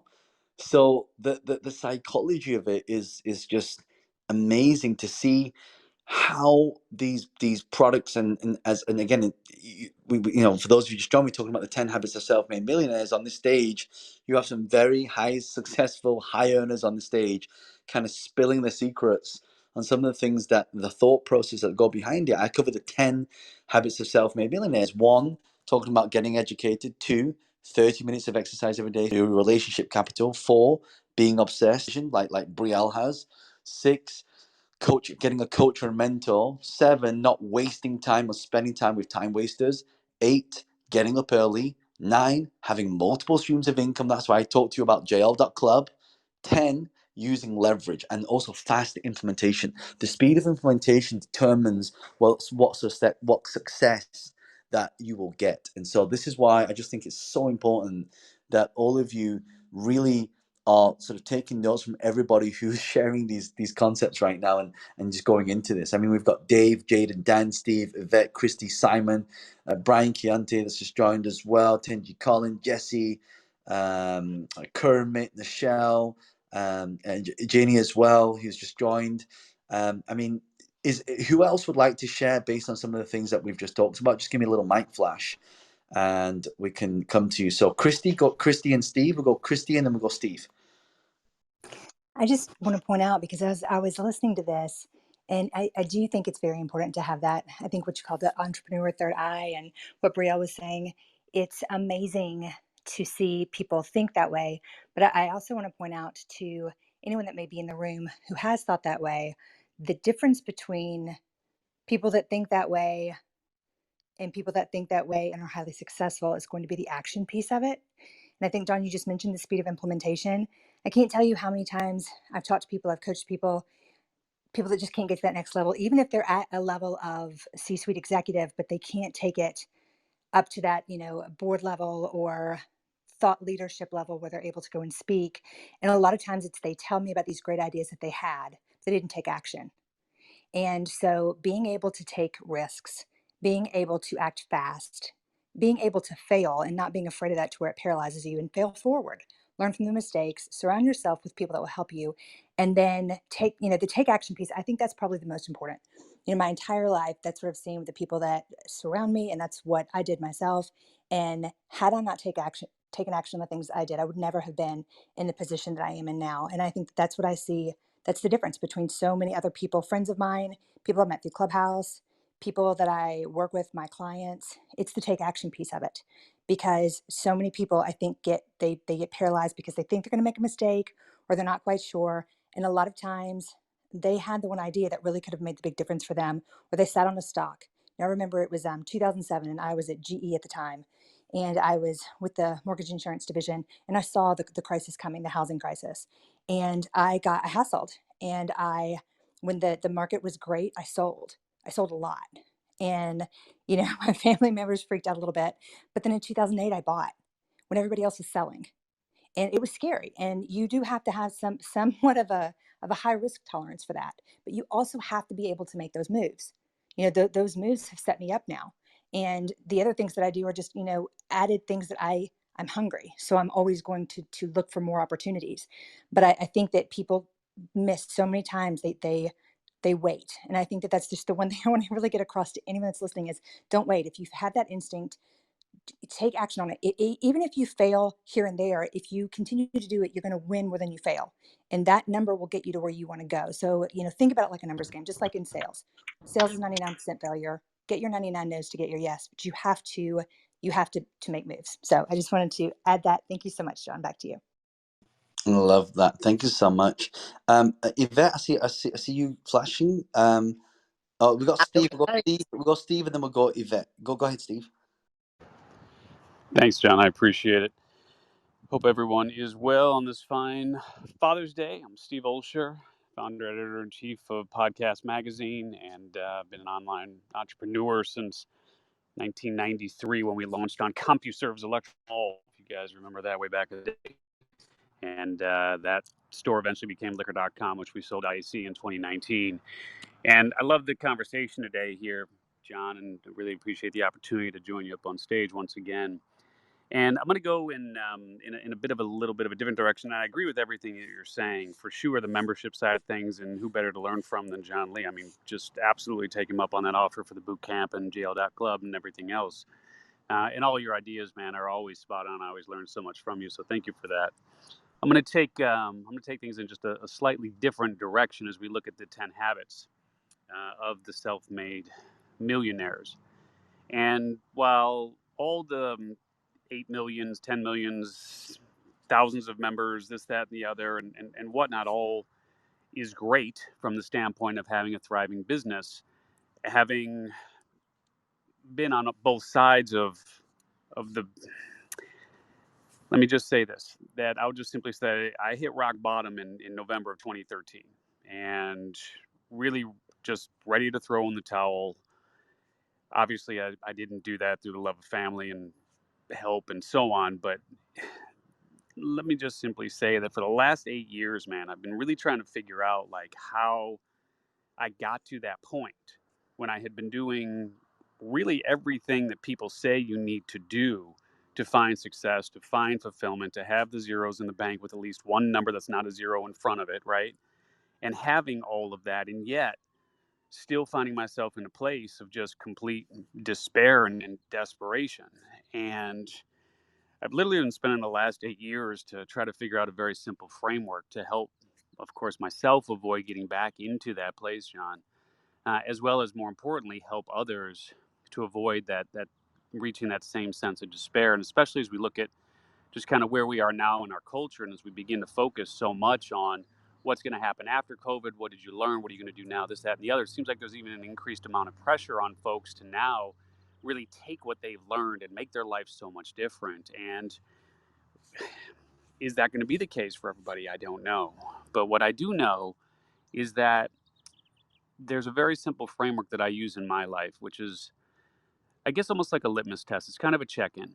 And I know when I'm not feeling great at the end of the day, it's usually because I haven't taken the steps that I know need to be taken on a daily basis in order to find the happiness and fulfillment that we're all looking for. And I finally gave this framework a name, and it's fairly short, it's fairly simple, and I'd love to be able to share it here because I think it's so important as we look at becoming successful from a business standpoint.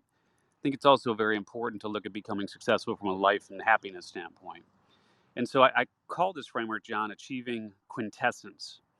And for those of you who are unfamiliar with the term quintessence, it basically means the purest form of a thing, of something, right? It's really, for a human being, it's getting back to the core and to the essence of really who you truly are, shedding the shackles of the whims and the expectations and the agendas of others, and really just getting back to the core and the essence of who you truly are.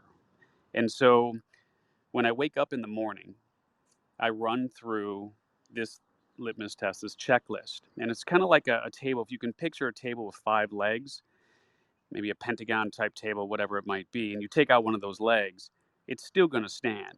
You take out 2 of the legs, obviously it topples. You take out 3, it doesn't stand, etc. And so I know for me, when I go through a day, if I don't check each of these 5 boxes, I'm like that table that eventually topples over. And so in the morning, I ask myself each of these 5 things, which is number 1, what am I going to do today that serves what naturally puts fire in my soul? In other words, what am I going to do today that is selfish? And in this case, selfishness is not a bad thing. We all are naturally wired to excel in very specific ways. And so to have clarity around what really puts fire in your soul, what you call your passion, you call your purpose, whatever you want to call it, that's, so be it. But making sure that you do something for yourself on a daily basis. It's the internal piece that is step number 1.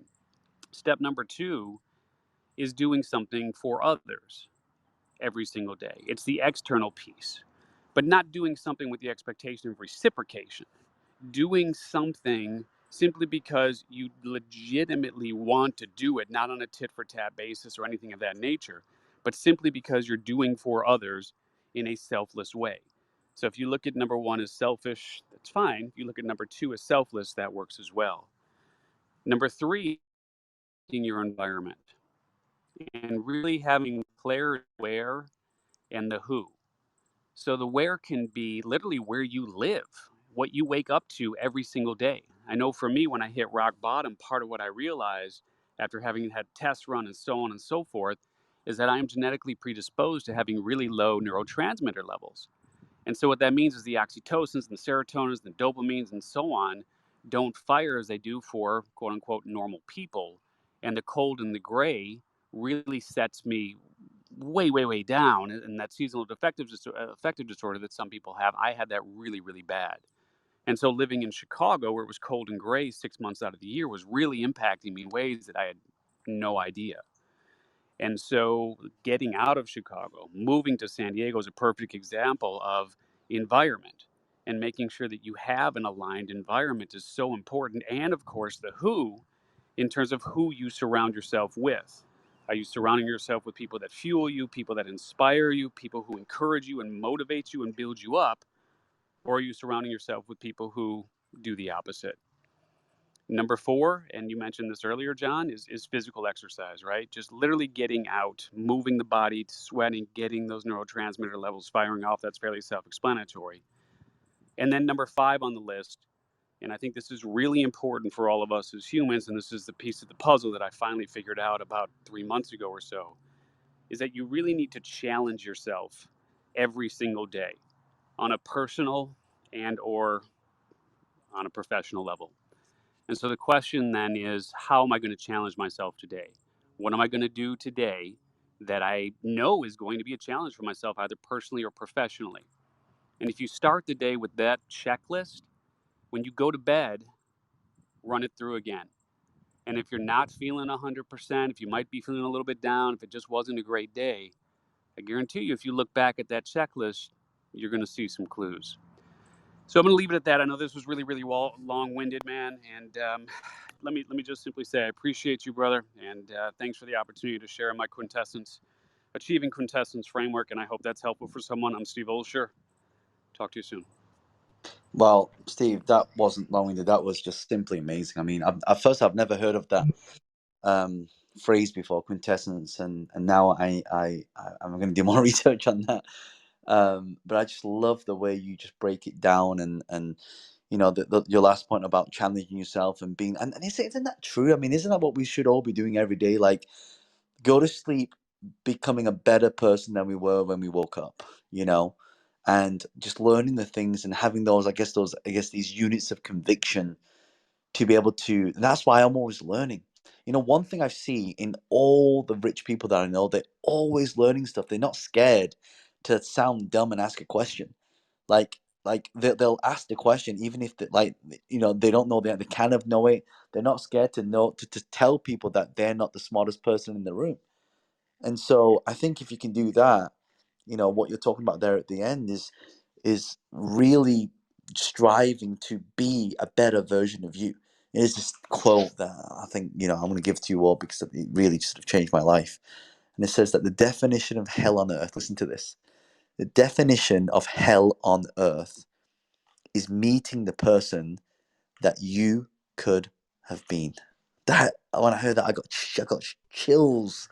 Listen to that, right? Because we honestly, like, we have to ask ourselves this question: are we doing it? Are we living life at 1,000%? At 1,000%, are we doing the best that we could do? Honestly, for most people, no. You know, and so I just want to challenge you all to do that. I mean, it's Sunday today, it's Father's Day, and had a good time with my family. My daughter's in bed, and now I'm having a good time with my Clubhouse family now, and really just it's just amazing to be able to get these insights. Sometimes we already know this stuff, but it takes someone like Steve to just be able to say it in another way. You go, oh my God, that makes so much sense. And so, which is why I just think all of you need to follow everybody on the stage, and I'm following everybody on the stage. And if you're not following Steve, by the way, if you make sure you give Steve a follow. He runs some amazing rooms on podcasting, and you know, anyone who wants to get started in that area. Yeah. Thanks, John. Let me just say one more thing, and I appreciate I'll give up the mic here, which is I don't share this publicly. For whatever reason, I just felt inspired in this moment to share it. So I just appreciate you opening this up for me, because through the way that you lead your discussions here and the way that you just really empower your community, it allows us to do things that maybe we're not necessarily comfortable in doing or don't do as frequently as we need to do. And I haven't shared this on a Clubhouse stage before, man. So thanks for the inspiration to be able to do so. Oh man, that was powerful, brother. You need to share that more often. I mean, everyone's just sitting here, just taking notes, listening, and just letting it sink in. And you know what, brother, you got a really good voice as well. So it's good. It's really good. Thanks, my friend. The Okay. romance is real. Love it. Love it. All right. Who would like to go next? We've got Dr. Jenny in the house, Jaleesa, we've got Dave, Storm, Yvette. Have you been yet, Yvette? Yeah, no, and I'd love to share, John. Thank you so Go much. ahead. I'm always loving your rooms, John, and I'm usually working out, and I'm about to work out whenever, it's the UK thing. It's the UK time versus LA time. So somehow, whenever I'm in your rooms, I'm about to work out or I'm working out. But I've been listening for, I don't know, I guess the last 30 to 40 minutes, and absolutely just eating it all up. It is, between Sally's question, Brielle's share, Christy and Steve. That's what I was able to hear, and just magnificent stuff, guys. So I wanted to speak a bit, John, to what you were sharing before in terms of the trends that you were seeing. Especially because you have your whole background in entertainment, and as that's the field that I work in as a writer, a director, and a producer. So in terms of the subscription models, basically what the big tech giants who now who now control the most of the content creation and distribution in the business. The the Apples, the Amazons, the Netflixes, the Disneys, and so on. Not only has their model become a subscription based model, but they are just really they're just generating tremendous amount of income from brands and advertisers, and their job is, first of all, to to keep you, just to keep you on their platform, and they're doing that via subscription. And of course they are data mining all of your behavior to keep you on their platform, because the longer that they keep you on their platform and move you around their platform, and if it's Amazon, obviously they have the ability to sell you products, they're getting paid just crazy money from advertising, just from advertising. So that's the big game, now in Hollywood. It's the subscription model to keep you to feed you incredible content, um uh, identify all of your behaviors, and then continue to feed you that content to keep you there, because the longer that they keep you on their platform, the more that they're monetizing from the advertisers. So that's their model. That's what's going on, behind the scenes, and even in front of the scenes. So in terms of the creator economy, because you mentioned the creator economy, and this is a tremendous time for creators to create content, monetize, be able to fund, distribute so many aspects just so many aspects of actually creating content and serving it up ultimately to an audience. So much of the power, historically, in entertainment, especially the last 20 to 30, even 40 years, the power really has been stripped away from the creators. But now is the time again for the creators, and especially in this time where the world has had a reset. We are rebuilding. We are moving forward. Media has never been more powerful and consumed in the amount that it is now. And in terms of how we want to move the world better, and I love what Steve just shared. Like for myself, what I heard and what Steve's share was, not only should I want to be striving to be a better human being every single day, but also because I'm a storyteller, with my stories I can help the world become better exponentially, depending on the messages and the representation and everything else that comes with the power of media. So so now going back to what you were talking about, John, with this subscription models. um by the way, the car wash subscription, that kind of blew my mind. But anyway, the subscription model, and then knowing what's going on with the brands and advertisers, who like, just the tremendous amount of their budgets are really going to the big tech companies that are producing and distributing content. As a content creator, this is the foresight that we can have. It's like, okay, so this is what they're doing, and now that the power has come back to me as a creator, as an entrepreneur, how can I utilize what they're doing? And yes, subscription model, and you're already doing that, John, but also working with brands, independently, where now I can really be a self-sufficient content creator, and then it's up to me. It's my choice if I want to work with Hollywood or not, or any other entity.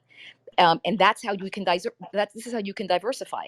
Establish your independent entrepreneurial strategies as a content creator, and then from there diversify with other partners, and other partners in terms of media and entertainment. And then of course, once you build your empire, then you can just diversify into a whole lot of other areas.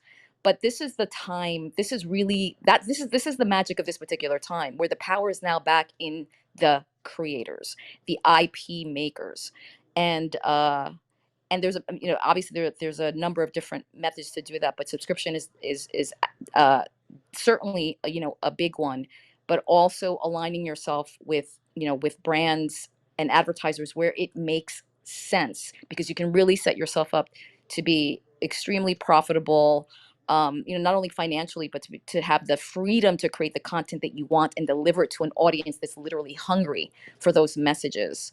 And there's, there's more from there, but I just wanted to share some of those insights and, and details, John. And thank you so much for this room. It's really been fantastic. This is Yvette. I'm done speaking. Well, Yvette, I mean, you see it in the film industry. I mean, that's where it starts, and that's the issue, isn't it? Like, a lot of people are at the mercy. I mean, how many films you see an obvious like product placement, and it's just so obvious, and it's so off. But imagine if all these filmmakers had a subscription model where all their films were fan funded. Imagine if they had, like, if you take something like, I don't know, a really well-known film that maybe was like an indie film that started, but they had all their fans fund it.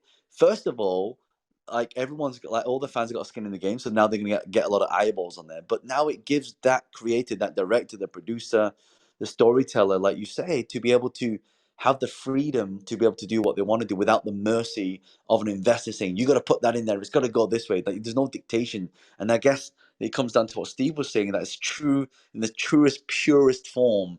And I think that's what penetrates. I guess it comes down to the authenticity of what it is. And I think when you have that involved, I mean, that is like the next level. This is why. Hey, John, can I speak to that briefly, if that's okay? Yeah, just give me 1 second. So, For sure. so that's why, I again, for those of you who joining me next weekend, it's going to be about creating these memberships and subscriptions for you. And here's the crazy thing: you don't even have to do it for yourself, because you know this is coming. You now know how to set it up, like, technically. You now know how to put the content in there, whether it be a physical product, digital product, sponsorship model, and you know how to promote the hell out of it. I'll show you all the different strategies I'm using to be able to promote it.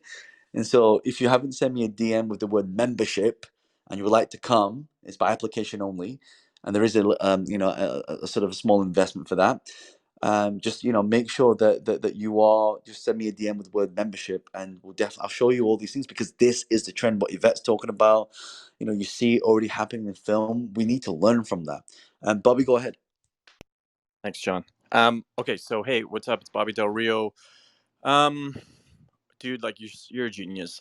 Like, honestly, again, I'm not here to kiss people's ass. I just think you are. And every time you speak, it's like I'm writing things down and I can apply it across industries. Subscription, and Gary Henderson is talking about this, and I'm definitely, like, starting to transmogrify what I do. I'm essentially leveraging my profile in the film industry, even though I'm starting to work in Hollywood, which is amazing. But I actually think this creator-driven economy is way bigger. It's just way bigger because I can do whatever I want and drive people to me personally, and I already know how to, like, act, write, direct, produce at the highest level, at the smallest level. And so it's amazing what happens if you leverage your personal brand. But you're talking about essentially crowdfunding. It's difficult to make a lot of money, but I will say in Canada, I've crowdfunded two things. The mainstream industry in Canada can be very difficult to penetrate. It's very, very, like, cliquey. Everything goes through the government. But I've been able to build a very, very influential lane for myself because of that. Because it's like I have a very loyal fan base, right? And it's funny because I had a web series. I crowdfunded it. We made enough money to make it. It was maybe like $17,000, but I ended up getting a television sale because of my people. We were getting 10,000 views a day on our press release. And so even though, and I had applied to all these things and got rejected, and I was like, you know what? I'm just going to do this myself. And I had all the millennials in the film industry talking about my project. I ended up getting on the radar for Bell Media, which is the biggest media corporation in Canada. And they came to me. It was literally, I got a message on Facebook and they were like, can we buy your project? My project wasn't even made. They came to me, and I thought it was spam. And I realized, oh my God, it's an executive of this television channel. We went in, had a meeting. I wore a blazer. I sold the show, right? But it shows you the power. And this is a few years ago. It's even stronger now. It's like the right creator with the right community, with the right support. And now you look at Clubhouse, where we're going around the world on this stage with me. I have some of the top entrepreneurs in the world across industries. This is the future. We can go wherever we want, and it's across industries. You're dope, John. I'm done speaking. Well, that's what I love about this panel that we have. That we're all. I mean, I'm learning from all of you. I'm like, shit. How can I apply that to that? How can it, this is what we call success processes.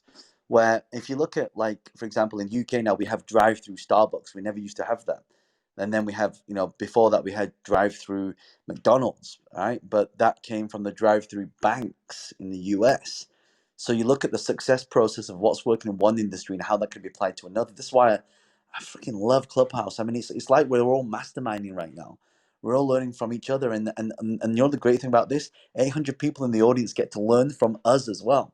And imagine the ripple effect that's going to create, and then they're going to help other people, and they're going to help more people, and then everybody's helping everybody, and it's just like, like what we're doing on this stage, we're paying it forward to everybody. I mean, to get knowledge like this and the insights like this, you'd have to pay thousands to consultants to be able to do this. But people are hanging out, people are here, and it's Father's Day today, and everybody's still here listening and sharing this. So I appreciate you all being here, all of you in the audience, for really sort of giving your time, to really sort of share. I know Emily's just come back as well. I don't know if I know Emily. I think maybe were you flashing mic just now, Emily?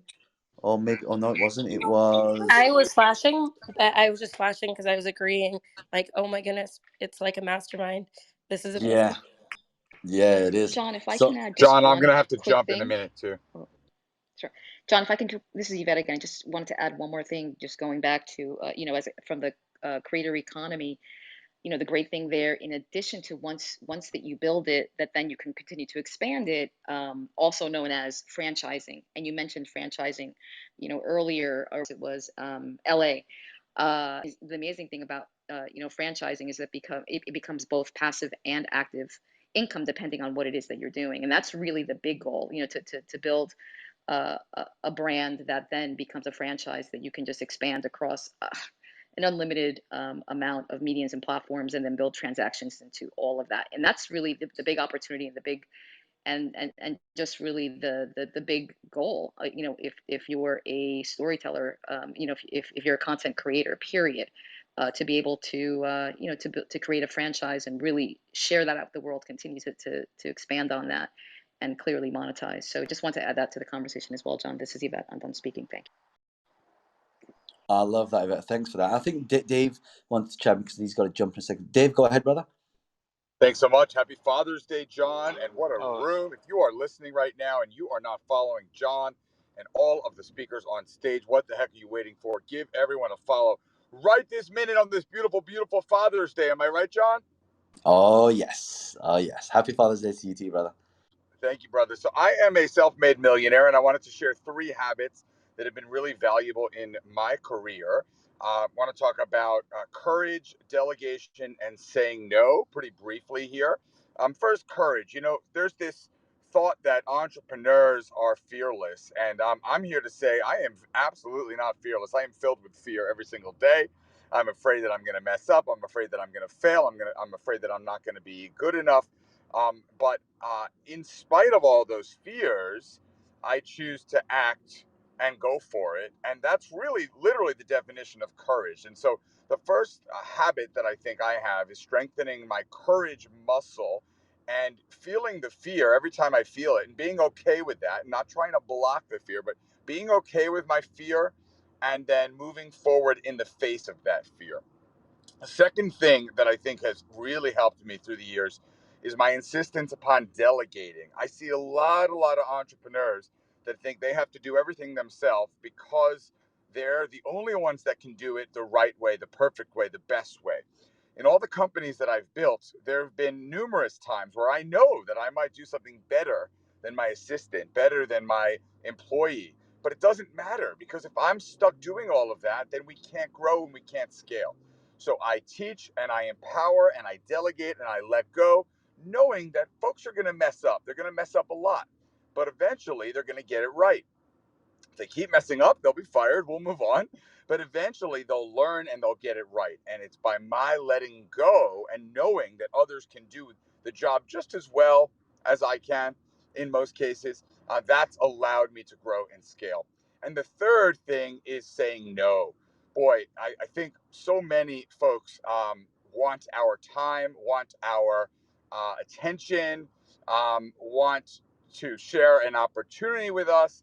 And it's been really, really hard for me over the years, but I've gotten better at saying no. It's saying, at being extremely focused, and it's saying, no, this doesn't make sense, or I'm going to push you off to my office hours. If you're patient, I'll meet with you eventually, but it might be 6, 7, 8 months. You have to wait. And I just think that's really, really important. You look at a lot of very, very successful people, and they ruthlessly prioritize, to use the word from Sheryl Sandberg. And so for me, saying no, delegating, and strengthening my courage muscles have been the habits that have been really important to me. This is Dave, and I am done speaking. You know, Dave, it's so funny you mentioned that saying no. I find it really hard to say no. And so I made a post on my Instagram and I said, how do you politely say no to me? Do you know how many comments there were? There was 2,832 comments coming back. So if anyone struggles like me to know how to say no in a polite way, go and check out that Instagram post I did last week. And yeah, you'll see it was interesting. But thanks for that share, Dave. I appreciate you for sharing your insights and really adding value to our audience. I see Storm there. Storm, you're flashing your mic. Go ahead. My man. Well, I have to say, Dave, happy Father's Day to you, John, and all of the amazing gentlemen here. And, I have to say this because I knew a lot of millionaires who I thought were, and they were broke. And I've also known a lot of people in my life who were millionaires, and I didn't know until I actually really had to dig. And so I would say when it comes to habits, I'm going to take a tactical. For those of you who are in the room and aspiring to be a millionaire, we have a lot of millionaires here on the panel. And what's great is to learn something when you're at step 1. A lot of times we speak from step 10 because we've already been there, we've done that, we've arrived, and we're speaking from a higher level of function and performance. And one of the things that I found very early on was my dad told me something, speaking of Father's Day. I wanted to tie this in because it was just burning. And he's no longer with us. And he said, hey, if you want to be a millionaire, don't act like one. And I was like, what? That doesn't make any sense. I was always told to act as if. And he goes, well, if you're going to live above your means, how are you going to have any margin in your life to save money, to put away, and to invest in something that will grow and appreciate? And that really, and I was young, and thankfully he told me that when I was young. He goes, most millionaires don't work 9-to-5 jobs either. Most millionaires have their own businesses, and they figure out a way to be profitable by being smart, leveraging the things that they know, and also putting people around them that are better than them. And so now I was starting to get a little bit more interested. So reading The Wealthy Barber, The Millionaire Mindset, The Millionaire Next Door, Think and Grow Rich. When we're talking about investing our time and resources, we also need to invest in the things that allow us to understand how to get from point A to point B. I think about stocks as we talked about earlier. That's the one thing that over time, it'll take some dips and hits and it'll, hit some rises and some spikes, and that's great. Over time, though, the stock market has consistently performed at a level of growth. Now, are you willing to wait out that 40 or 50 years, right? You might have a 2-year dip. Can you handle that? How is your risk tolerance? And so I want to go back to something that I think is really basic, elementary, and something that probably is super helpful, at least for me. I became a self-millionaire in 2009. And I don't like telling people that because it almost puts a target on my back. They're like, well, you have it all. You have this, that, and the other. I lived below my means for a really long time. And I had to figure a lot of things out the hard way. So I would just say this: create margin and create space in your life to be able to invest in the things that allow for a return. I had a nice car. I got rid of it. I had an exotic car. The insurance, the car payment wasn't worth the investment. It was depreciation. It wasn't appreciation.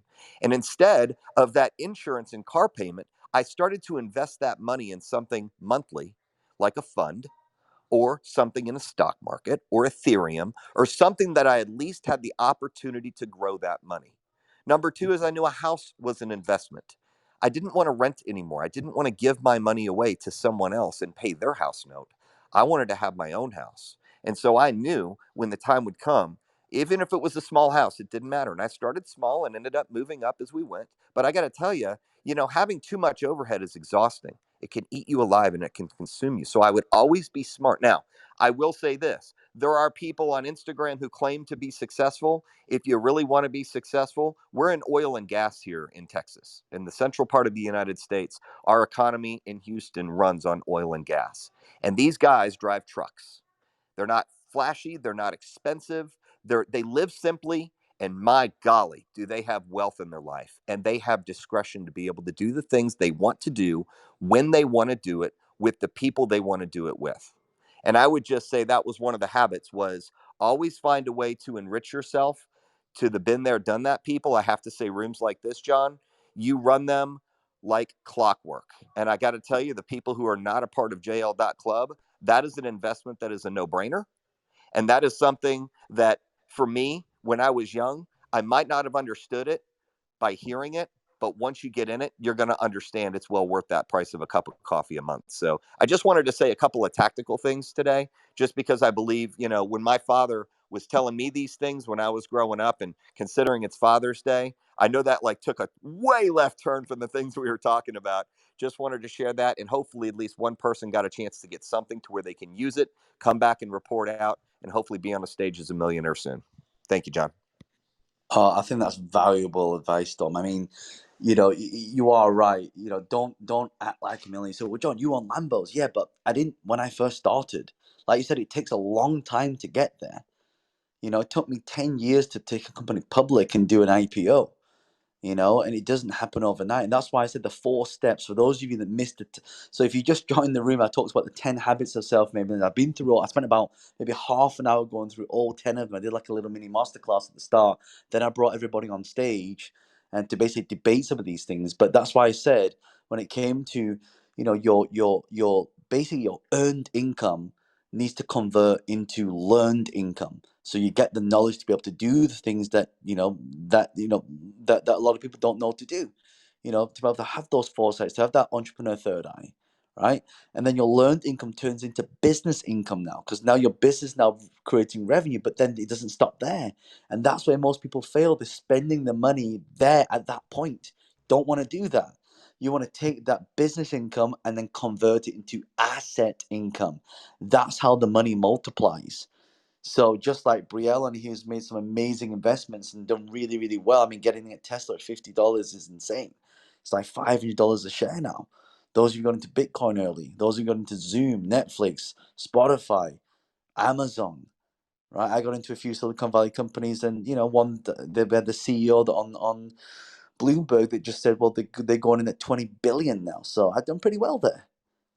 But it's having that foresight, and that is then the money you make from that, then you go and splash out, then you go and do the things you want to do. If I do a lot of philanthropy work as well, a lot of charity work, build schools. I don't talk about that stuff, but that should be part of the things that you should put money, because ultimately you're not going to have to take it with you, but you can leave something behind for the others. And I think what we're all talking about here on stage is yes, we've all done very, really well, and a lot of us on the stage have made enough money to not just allow us to never have to work again, but also for the next generations, and creating that generational wealth for our kids and our kids' kids. And it's Father's Day, today, and so we want to create that legacy. And I think that's one of the reasons why we want to do what we want to do, rather than just just do this for ourselves. So no, that's it's a great point, really, really great point.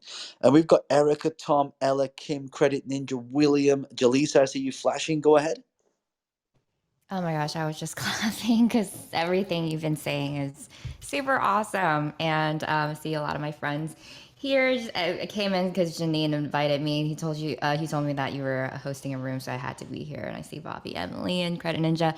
But yeah, I love everything that you're saying, and it's really cool because I watched my grandfather and made himself from millionaire to billionaire, and he's taught me so many things. And everything that everyone kind of mentioned today is something that I really try to practice. But I remember the top 5 things that he taught me was always reflect and refine your process, do reflection, do the things that nobody wants to do, is looking from within, and document every process, because you can only get better if you know what you're doing and having that awareness and staying in your lane, doing that one thing.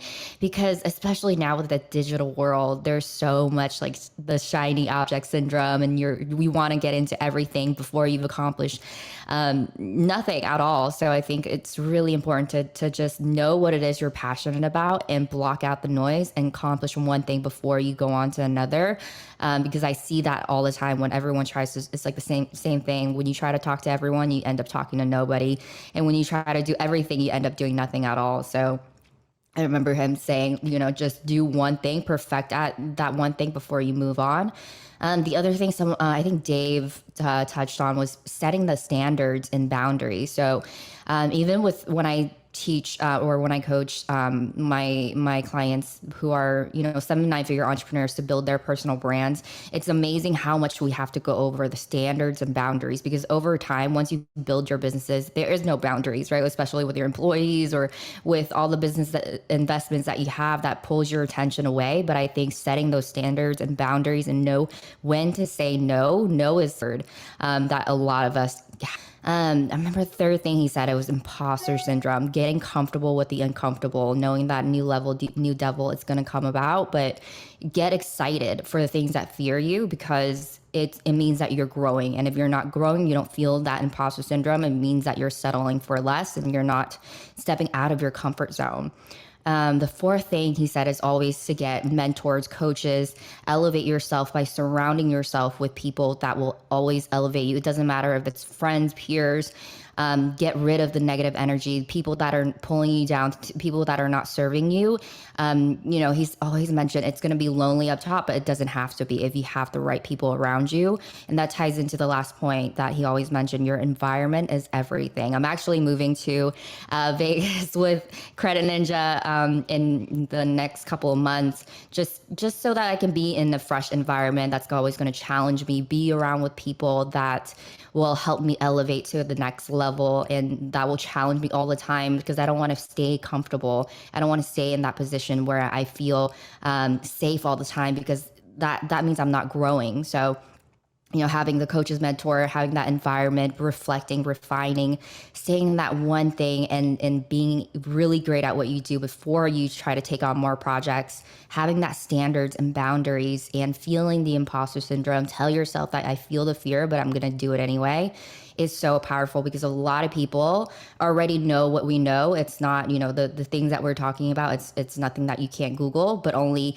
like 5 to 10% people that actually implement it that become successful. So it's not like we don't know what we know, but the implementing part is the hardest part. So I think keeping all of these in mind, we hang out in Clubhouse so much, but the most important thing, are you taking this knowledge and implement it? Because if not, then knowledge is completely useless unless you put it into action. So I hope that was helpful. Oh, that's really helpful. The point specifically, Jaleesa, about documenting everything. I mean, that's why your grandfather went from millions to billion, because you can't scale up a process that is not scalable. For example, like SOPs, right? Getting your processes in place. This is why I see the difference between someone who's doing like they're making profit. Instead of making profit, you should be going for value instead of profit. So value is like a process.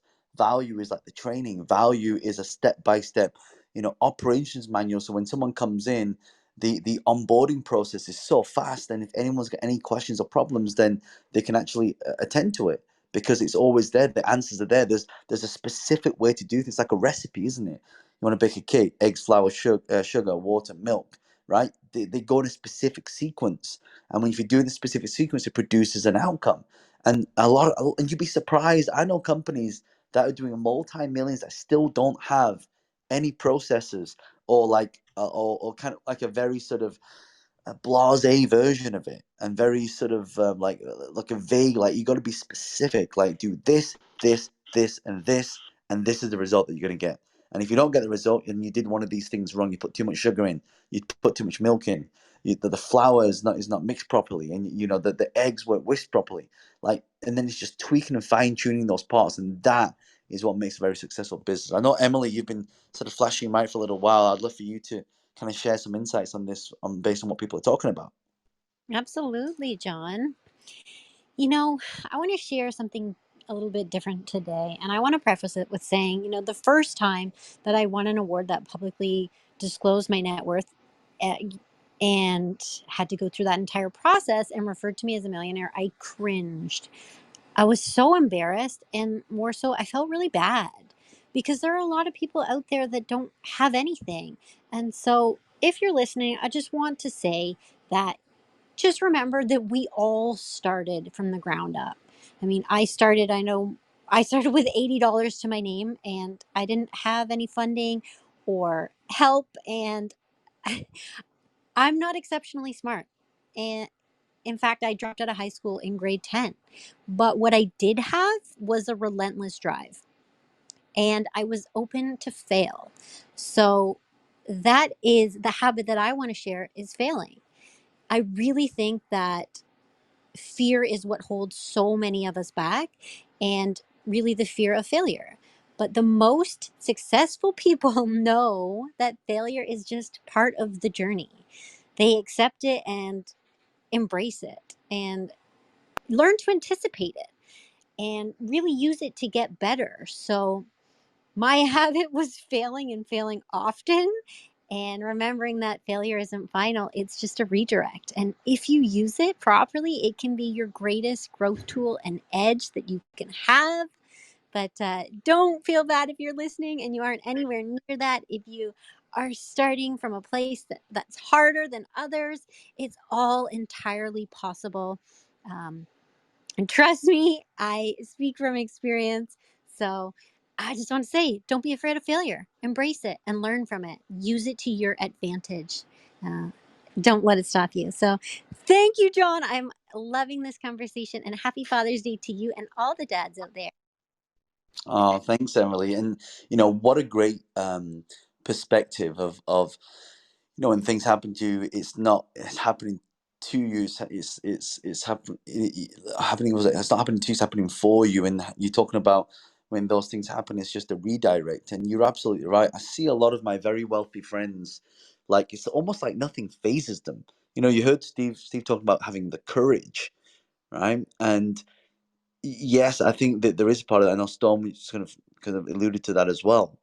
But I think they like, most like Jolie said, you feel the fear and you do it anyway. And I think that point of this, when we fail, like people, and isn't it true that our schooling system does not prepare us for the journey of entrepreneurship? Like it's everything the opposite of. I mean, like as entrepreneurs, we're going to try things out, testing to see if they work. But in school, it's kind of like, oh, if you put your hand up and you get the answer wrong, everyone's going to laugh at you. And so it's like and then we get scared.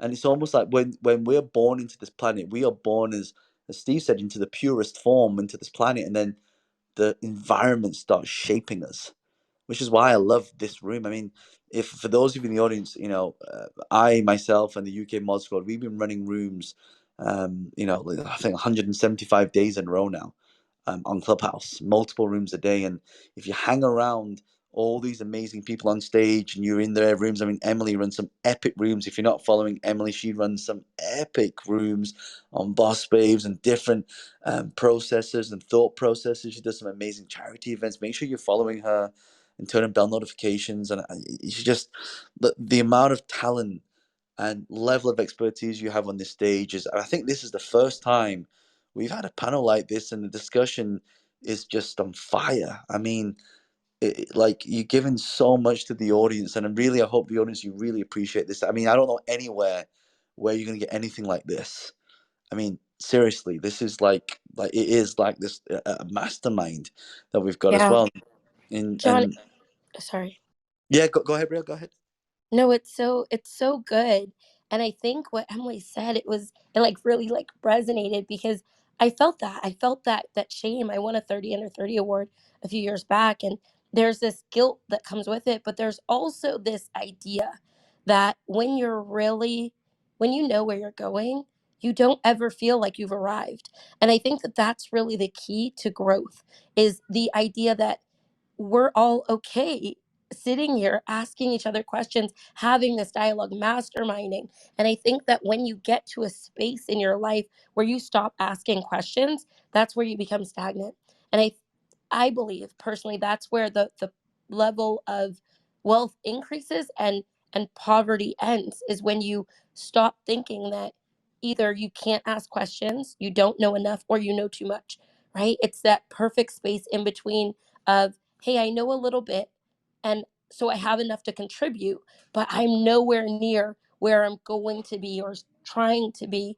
And I mean, really just making sure that you're never, like you said a little earlier, never the smartest person in the room. Like positioning yourself to make sure that wherever you are, there's something and someone with more than you have. And a lot of times when I see people in, I would say a poverty mindset, or they haven't quite arrived at a shift in mindset, it's because they're not positioning themselves with people that have more. Because Alpha 6 and I, we had this conversation a few days ago. We were just talking about proximity. You know, a lot of things are learned just by proximity. I completely changed my spending habits. I talked about it at Breakfast with Champions in January. Um, I shifted a lot of my spending habits based on the idea of proximity. I was in these rooms. I was in the UK Mod Squad rooms. I was around all of these people with tens of what I have, and I changed a lot of what I'm doing. And prior to this, you know, I was in the top 1% of every person that everyone I knew. I would say I was in the top 1% of who I knew and their incomes. And so when you shift and you put yourself in proximity of people at a 10x level, right? Because I still had friends that were at my level, right? But we were all at the same level or at the top of everyone else. So when you literally 10x more around you, you have that huge gap in between that now you have that level to grow. And that's your obligation to put yourself in places like, you know, JL.club, and these clubhouse rooms and all of these other places where there's a big enough gap where you have no room to stay the same. I hope that helps. This is Brielle. And John, this is Yeshim. If I may just add one thing on top of that, like every time I feel it like strong in my heart, you know, like we are told that like that's what we perceive, right? Like a woman, she can be either successful in business, she's a go-getter, or she's a nice person, like she's kind. But Emily, like, I am so glad that she came to my life because I learned so many things from her just by the way she acts. Like, she is way more successful than I am. But like when I was just bullied once at the clubhouse, and she knew me really little at that time, she stood up for me. She was there. She immediately sent me her phone number. We got on a call. I mean, you know, we started messaging, and she made me feel heard. She made me feel seen. She showed me that she really valued me as a person, because at that time she did not really know, like, okay, how successful I am. So, and that to me now, I mean, my biggest loyalty on this app is to Emily. I love her to death, and whatever she does, I'm in, you know. So, and I believe that this is a trait that John, you and Emily, you two have in common, because you are competitive, right? Like, otherwise you, and you are really ambitious, otherwise you could not have had the level of success you have. But you know, we all show up in your rooms because you're really different than some other people who are very successful, who keep on, you know, talking bad about others, or you're like, hey, I am here, listen to me, that's what I'm saying. No, John, you also, you always make us part of the conversation. Here you took us on stage, you also ask our opinion. Like, of course you are at a higher level, of course if Emily is at a higher level, but you know, like, I am learning so much, not just from you and Emily and, you know, few people like that sharing your business knowledge, but the way you show up, how incredible that balance, you balance competition and being ahead with, you know, getting your community with you and really feeling we are part of your community. Like that, I'm incredibly impressed with you, John, and with Emily. And I think Emily is an incredible leader. Like, to me, I worked, I don't know, like I had more, you know, women, they are not always nice to each other, you know, like there's more competition between women. And to me, having amazing female leaders like Emily, who really, you know, she's the vision to, she's like how I would love all the women leaders to be, because that's how we will also, all women, that's how we will elevate each other. So yeah, I love Emily so much that I really felt like sharing this as well. Yes, just let me know where I can send you the payment for this. I know, You seriously. Are you didn't paying, Exactly. are you charging for this? Wow. What an So endorsement. Reese Amazing. Witherspoon of Canada at gmail.com. I love it. I love it. John, I And want to add to something you said earlier really quickly. I think it's so important for people to remember school is like such a system, right? But they create employees, they don't create entrepreneurs. So I think what they've really done, and it's just so funny. What I've learned from Berkeley and Stanford, it's being a researcher, like you're saying, experiment, experiment, experiment, and isolate, document everything, because you can isolate the variables that doesn't work and use the ones who what does work, but then keep having your hypothesis. I feel like going through school and all these university things that really taught me is like be your own research on your own and figuring out what works, what doesn't, but always put things into action, not just sit there and absorb. yeah, that's actually a Bruce Lee quote, to basically take things that work, build it up like clay, discard the things that don't work, and build upon that and just keep doing it. That's why if you look at if you've anyone's ever studied Bruce Lee, I mean, my hero, no relation,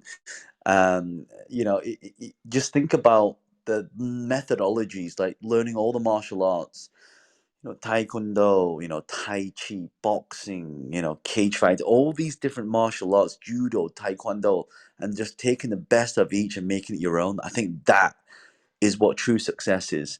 And unless we have the space to be able to do that, I know, um, Janine, you were flashing there as well. And I know you've built some really successful businesses in the cosmetic spaces. Did you want to share something? I saw you flashing your mic there. Yeah, hey, thank you so much. I'm so Can you bad pull at a Yasim and endorse me as well, Janine? I'm Janine's like working my big on it. sis. I'm so bad at jumping in, so thank you for that. I've been sitting here listening, and I heard your 10 habits, and I was flashing back to my 28-year-old self who started a business, and I sold it after 5 years. It's a cosmetic line. If you're a chick, you probably know it. It's called Stila Cosmetics, and I sold it after 5 years. And I'm sitting here thinking, I didn't have mentors. I didn't have coaches. I had nothing. I had a 3-year high school education, and and a makeup artistry skill, and I kind of went for it. And I was thinking, listening to you, like, oh my God, if I had heard you back then, I would have been sitting on your porch every day as you left and said, can I just ask you one thing? Because you really, I mean, if I'm not a coach, I don't do any of that stuff. I'm starting another cosmetic company.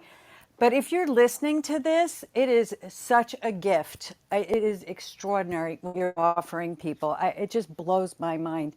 And I sort of went through your list and realized I know how to do, or I knew how to do, and still know how to do some of these things innately. So I consider myself very fortunate.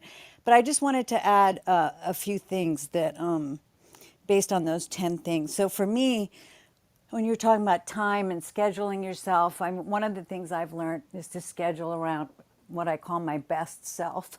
So when, I have to sort of convince somebody to work with me or do something, I do all those kind of calls and meetings in the morning up until 2, because I do get up early also, and I save the stuff where people are trying to convince me of stuff for the afternoon. So for me, scheduling is all about bringing my best to everything that I do. So I think that's really important for me. And also, I wanted to say, again, I go back to the fact that I had no education, and I had to learn everything. I heard somebody else say, you don't want to micromanage people. 100% there. But I taught myself, if I sat down with the accountant, like, what does this mean? What's forecasting? What's that? What's this? What's a, LTV? What's a CAC? Like all these terms, all these things I needed to know so that I could always kind of have one little eye, seeing if the people who worked with me, for me, whatever, were performing at their best, were committed, were doing a good job because I could understand what they were doing. So that was super important for me. And really, the last thing I want to say for me with relationships is give, don't just take. And I can tell you so many stories of I mentored this girl. I started mentoring her about 8 years ago. I helped her for 3 years. She started her own business. I invested in it because I had watched her and helped her for 3 years. And this was just me giving, right? And she's about to exit at $2.5 billion. So, it was like, okay, I got to know her. To this day, I still mentor people who are trying to get into the beauty field, consumer goods, whatever, because it gives me a lot of joy to give back. But that's a case of another situation is I helped two guys start their own cosmetic factories. They're huge manufacturers now. And, here I am starting my little thing, and I'm at the front of the line because without them coming to me and saying, hey, I want to start my own place, and me saying, how many products do you need? I need 4. Okay, I'm going to give you 4 products. They wouldn't be where they are. So I'm not tooting my own horn here. I'm just giving examples of when you give, it does come back. It really, that kind of loyalty and commitment to people has paid off so many times for me. And John, what you give people in here is extraordinary. And I am done speaking. Oh, that means so much. Coming from you, it's and this is what I notice about people who are successful. It's like they don't think they know everything. They're always learning stuff. I mean, I had Lauren Ridinger speak at my last conference, Wealth Mastery Live, and the company does that. Shop.com, she owns $1 billion a year in sales, and I said to her, and she signed up for JL.club. I'm like, why are you signing up for you? You did $1 billion a year. She said, John, I'm always learning. I want to get my team to learn this stuff. I want to keep on top of things. And you just see people who are just so on the forefront, and like yourself, you're helping all these people. You're giving them products, and you're investing in them. And I just think that is just so amazing because that's a gift, isn't it? I mean, you have the power to make people successful because you've walked what I was talking about, the mentor and coaches. The mentor is somebody who's walked down that road. They know where the sharp bushes are. They know where the cars cross the road. That all the potential pitfalls that they're going to make when they go into that, and you have that entrepreneur third eye in that industry and in business. And what a gift to be able to pass it on to other people. I mean, honestly, most of you on the stage, you don't like if you stop working tomorrow, it wouldn't make a difference. Seriously. I mean, an extra million here or there or 10, it's not really gonna be life changing. I mean, let's be honest.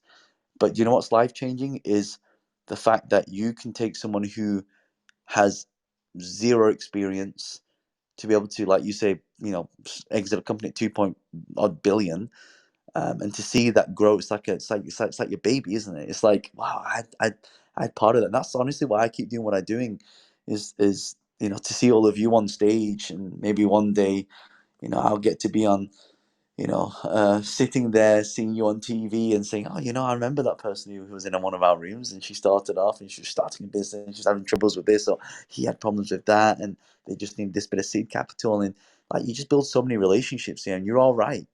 When you give and you don't expect anything in return. I've helped so many people on this platform, and I can tell you, I've been able to now invest in 5 companies.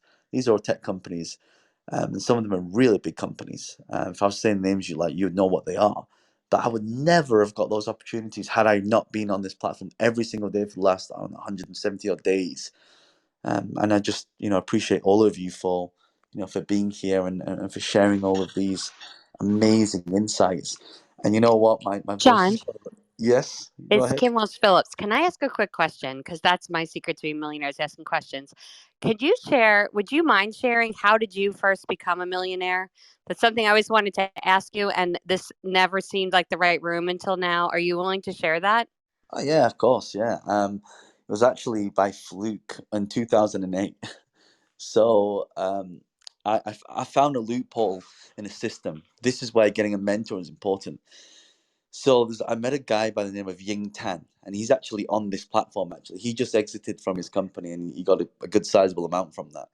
But I paid him £15,000 sorry, £10,000 for 2 days of coaching. I sold my car for 15,000, which was a Honda S2000. I paid him £10,000 for 2 days. You know what my friend said to me? He said, "John, you're getting scammed. John, like that's a lot of money. Why would you pay someone £10,000 for 2 days of coaching?" And so I'll tell you what he taught me. He taught me because he was a mortgage broker. Mortgage brokers have access to knowledge, right? They have access to um, uh, basically mortgage products where you can buy a property and you can refinance the next day. So I thought, oh my God. So that means if they will refinance at that time, it was at 85%. So I thought to myself, hold on a second. If they can refinance a property at 85% with like on the day, that means, and just keep the figure simple. If I was to buy a property that's worth 100,000, but I was able to negotiate it at 85,000, that means the mortgage company would give me 85,000. That means I wouldn't have to put any money in to buy a house. And so the moment I figured that out, and he taught me that, he said, "John, this is how rich people make money in real estate." I'm like, fuck, why didn't anyone teach me this stuff? Because traditionally in the UK, we're taught to save money for a deposit. And typically people might save, I don't know, £200-300 a month. And it would take them a long, 3 or 4 or 5 years, sometimes 10 years to save up enough money to get one property. So instead of saving money, I was leveraging using other people's money. So then I thought, so then all I need to do is really find. So one of the first properties I bought, and this kind of started the whole thing off, there was a property that was on the market, and I'll tell you this, talk about proximity, right? So you've heard, talking about proximity. So I was in a networking event, and I went to a networking event. So, I paid this guy £10,000 for 2 days of coaching, and then I had like $5,000 left, and I paid another £3,500 to get, and so I only had like £1,500 left to basically buy like this banger, this clapped out banger. And you know what happened? I bought myself into this networking event where people had a lot of the deals and had a lot of the money.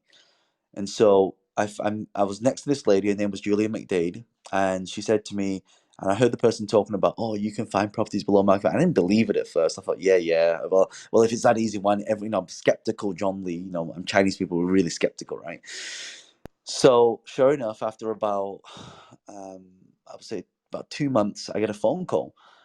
And I pick up the phone. It says, "Hey, John Lee, it's Julie McDade here. We met at Renjan's event, and you remember we talked about and you told me that you live in Guildford." I said, "Yeah, well, I got a deal quite close to you in a place called Aldershot, which is basically like a mile from where I live."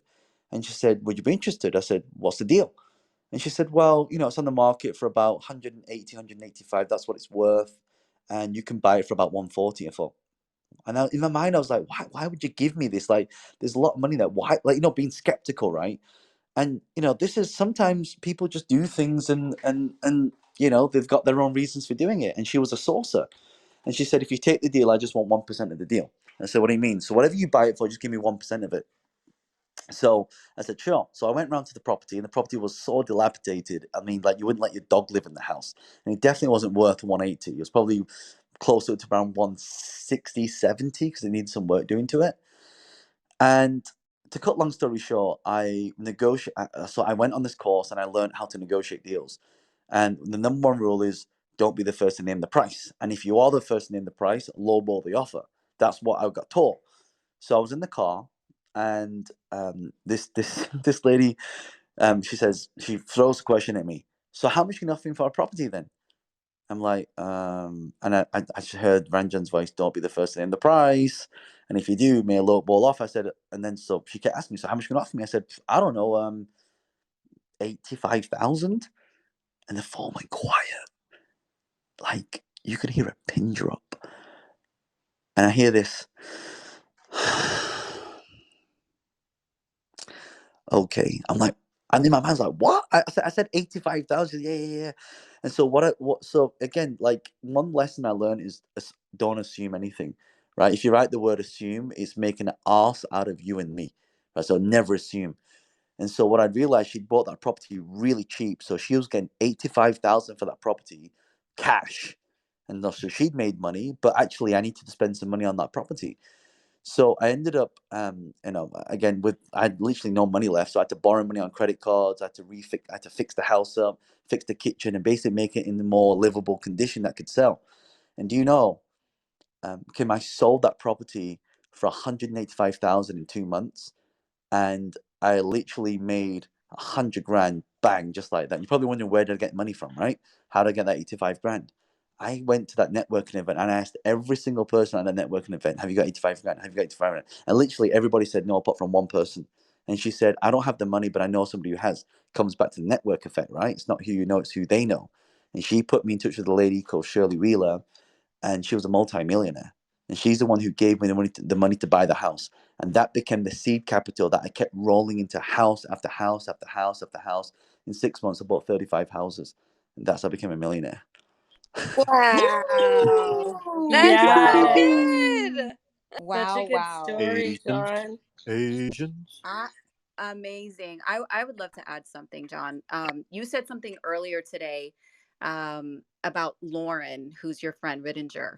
And there's a quote that a lot of people know, most people hear from Benjamin Franklin: if you fail to plan to buy the house. And that became the seed capital that I kept rolling into house after house after house after house. In 6 months, I bought 35 houses. And that's how I became a millionaire. Wow. That's so Yes. good. Such a Wow, good wow. story, Asians, John. Asians. Amazing. I would love to add something, John. You said something earlier today about Lauren, who's your friend, Rittinger. And there's a quote that a lot of people know, most people hear from Benjamin Franklin: if you fail to plan, you're planning to fail.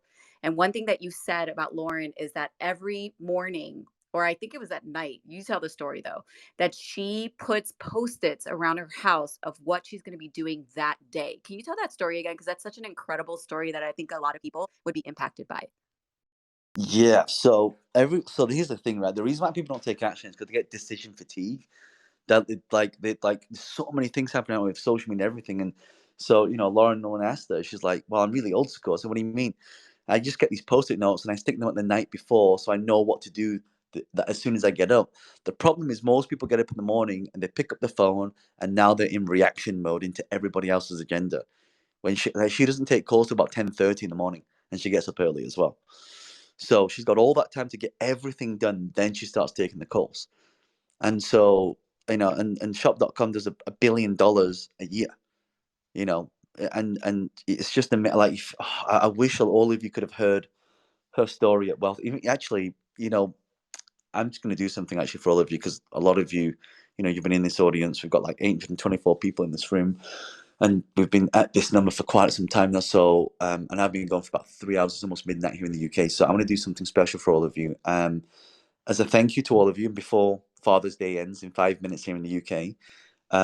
So people like Lauren, people like Jim Quick, people like Rob Moore, people like Vincent Wong, they all spoke at this event, and there was a summit that I put together, and it's called Wealth Mastery Live. And I'm always thinking about, that's why I called this room Entrepreneur Millionaire Secrets. I've just been so fascinated with people on how they made it. Like the question that Kim asked me is a question I ask everybody else, is like, how did you do it? So I'm running a 2-day summit, and it's going to be at the end of July. So this is going to be our third one this year. Our last one had 6,500 people register for it. So we had a lot of people register. So the only issue is my Zoom can only have 1,000 people. So I'm going to do something special for a lot of you. I'm going to give you all a complimentary ticket, because as we talk about this stuff, it's really hard to visualize. You can't see people's faces. And if you caught that keynote by Lauren, I mean, it would have changed your life. I mean, it changed my life. I was like, God, I'm going to look at things differently, get really good at things, and just do things differently. I mean, doing $1 billion a year is a massive achievement.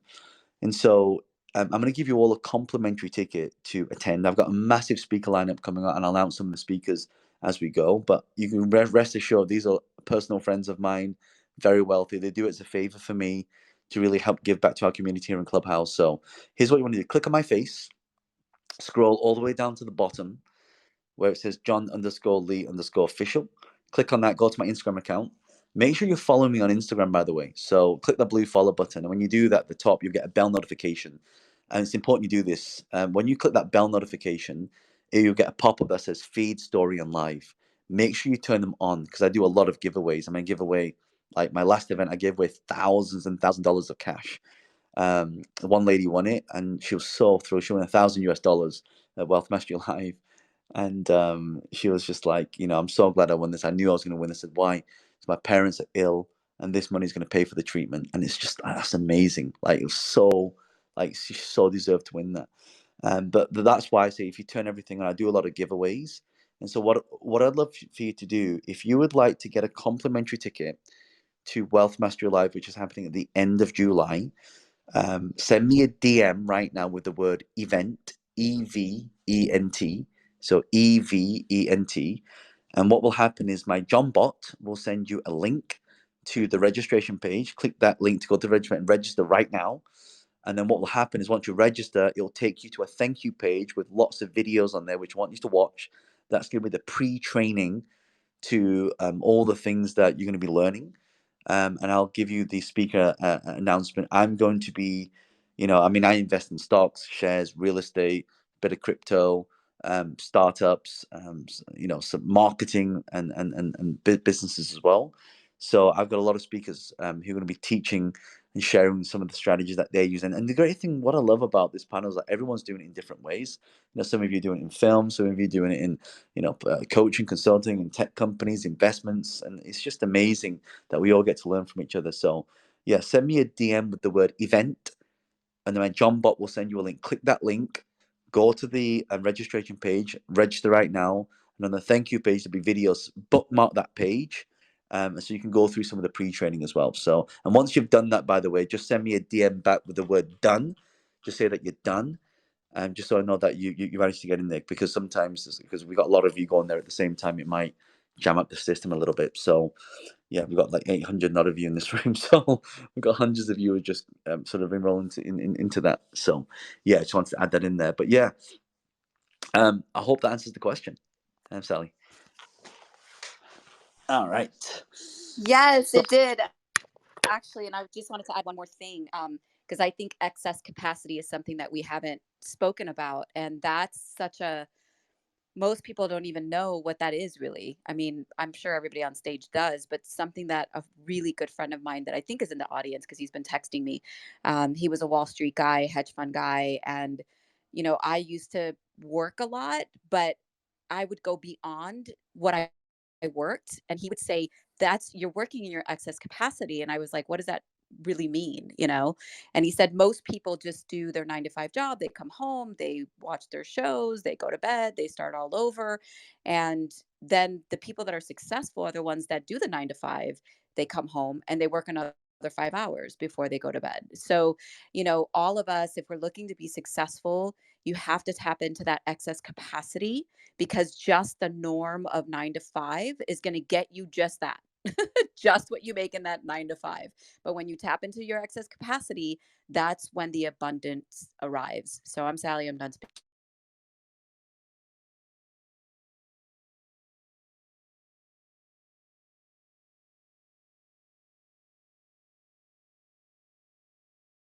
Um,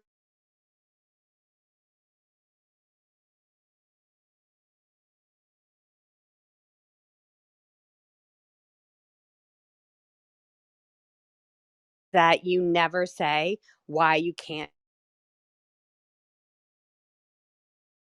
And it's not looking for a limited of resources. It's looking how to be resourceful, which is what you did by seeking the answer from somebody who's already done it and creating meaningful relationships with people who can help make it happen for you.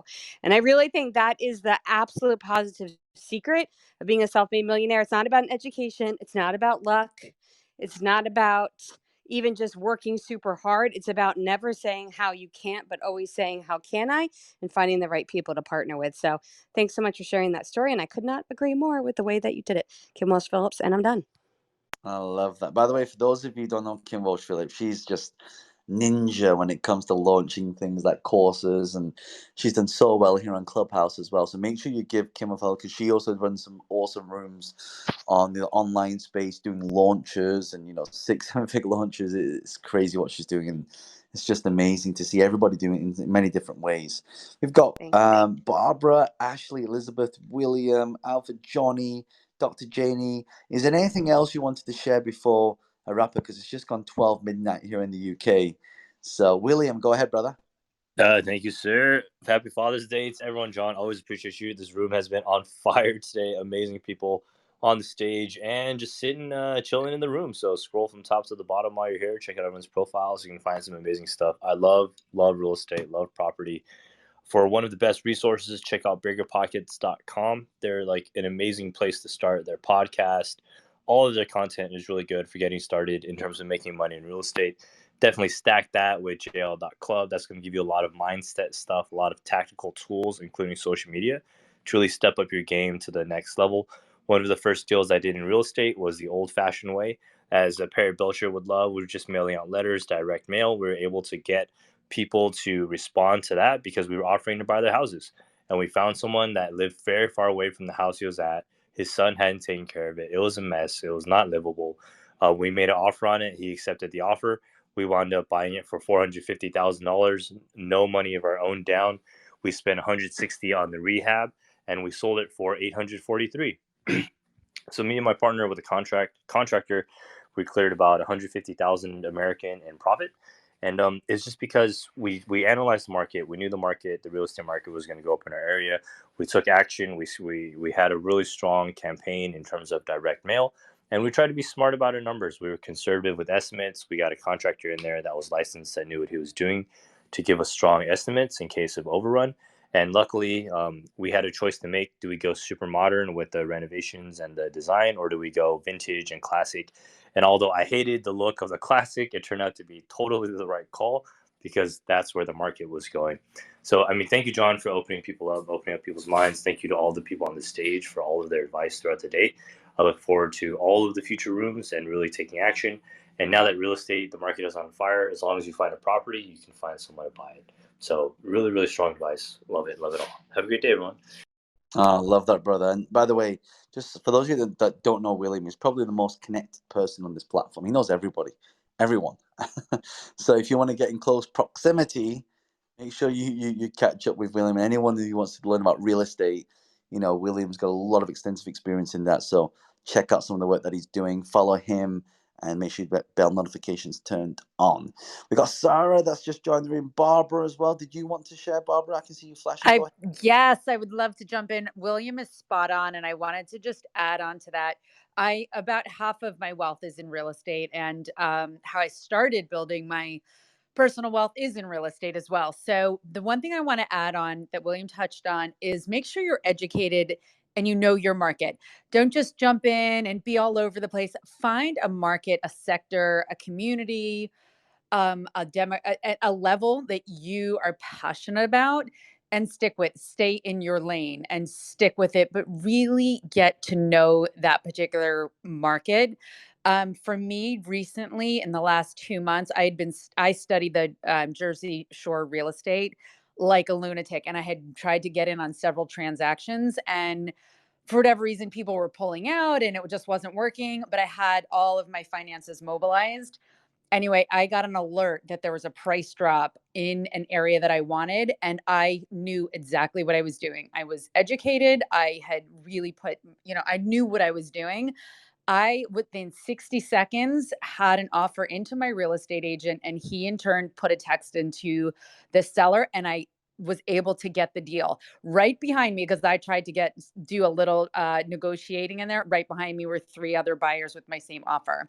So the only thing I just want to add to what William and you both touched on is making sure you know your market, and when you are ready to pull the trigger. Hesitation kills, but when you know what you're doing, you can go ahead and make that move. But find your niche. My niche happens to be New Jersey and New York, and I'm staying in my lane. I like the ugliest house on the hottest street, but that's my jam. I don't do anything fancy. I buy the ugliest house on the hottest street in the hottest market, and I always stay there. So I'm in basically Tribeca, Princeton, and Stone Harbor, which are that's my niche. You have to find your study. I'm Barbara in the red dress. Thanks, John. Happy Father's Day to all the dads. I'm done speaking.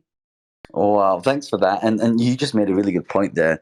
And I guess it is one of the habits of success is when preparation meets that opportunity. Like, you were ready to pounce. Like, when everyone's doing the due diligence, you already know, like, you don't have to do your due diligence. A 2-bed, 3-bed, 4-bed, 5-bed flat, whatever it is, house in this area, it goes for that. And so going with the confidence and the speed of the transaction as well, like that's why you've got to be prepared. That's why you got to know what's coming. That's why you always got to be learning. Even the word learn, Learn, take off the L, spells earn if you take the L off. So if you're not learning, all right, if you're not earning, it's because you're not learning. So no, that's great, Shem. We got who else? Ashley, Kim, Johnny, I see you flashing there. Go ahead, brother. Hi, John. Great room, as always. So I just wanted to add, I just think to anyone that just don't be a victim of your circumstance. I left the Iran-Iraq War and came to the UK, and I had many adversities in my life.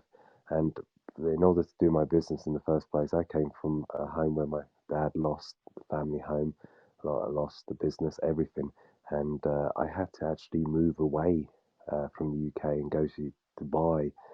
Because I had not, it's one thing, dealing with that circumstance, but it's having a negative environment where you're just constantly surrounded, even with your family. And I'm half Iranian, half British, so family is a very important concept. But I knew that I needed to get away from it because my family were like, no, no, no, don't do a business, don't be like that. You'll end up like your father. You just do a job. And I had to get out of my comfort zone. I was doing very well as a headhunter here in the UK in order to test myself. And I said, no, you know what? I'm going to go to Dubai and UAE and challenge myself in 2008. And when I went there, I was met with a new wave of adversity because it was the subprime mortgage crisis where expats were leaving their Porsches, their Ferraris, all in Dubai airport and coming back home to the UK. And I had two choices. One, to come back home with my tail between my legs and say, you know what? You're right. I wasn't cut out for the business world. Mum, Dad, you're correct. Or get up and just really fight against that and do something about it. And I chose to do something about it. I just went down to the ministry in the UAE, got a UAE sponsor to get a license, a trade license to run my recruitment headhunting business. Laptop on my lap in Times Place in Dubai Marina with a pay-as-you-go phone. And started off and got my first client in Nokia, and I never looked back. And I just would say to anyone, sometimes you have to completely change your environment and just get away with it, get away from it all, and just try to basically be the person that you can be, and believe in yourself. And no matter what adversity comes your way, just don't be a victim of it, because life is so short, and you just don't want to have any what if.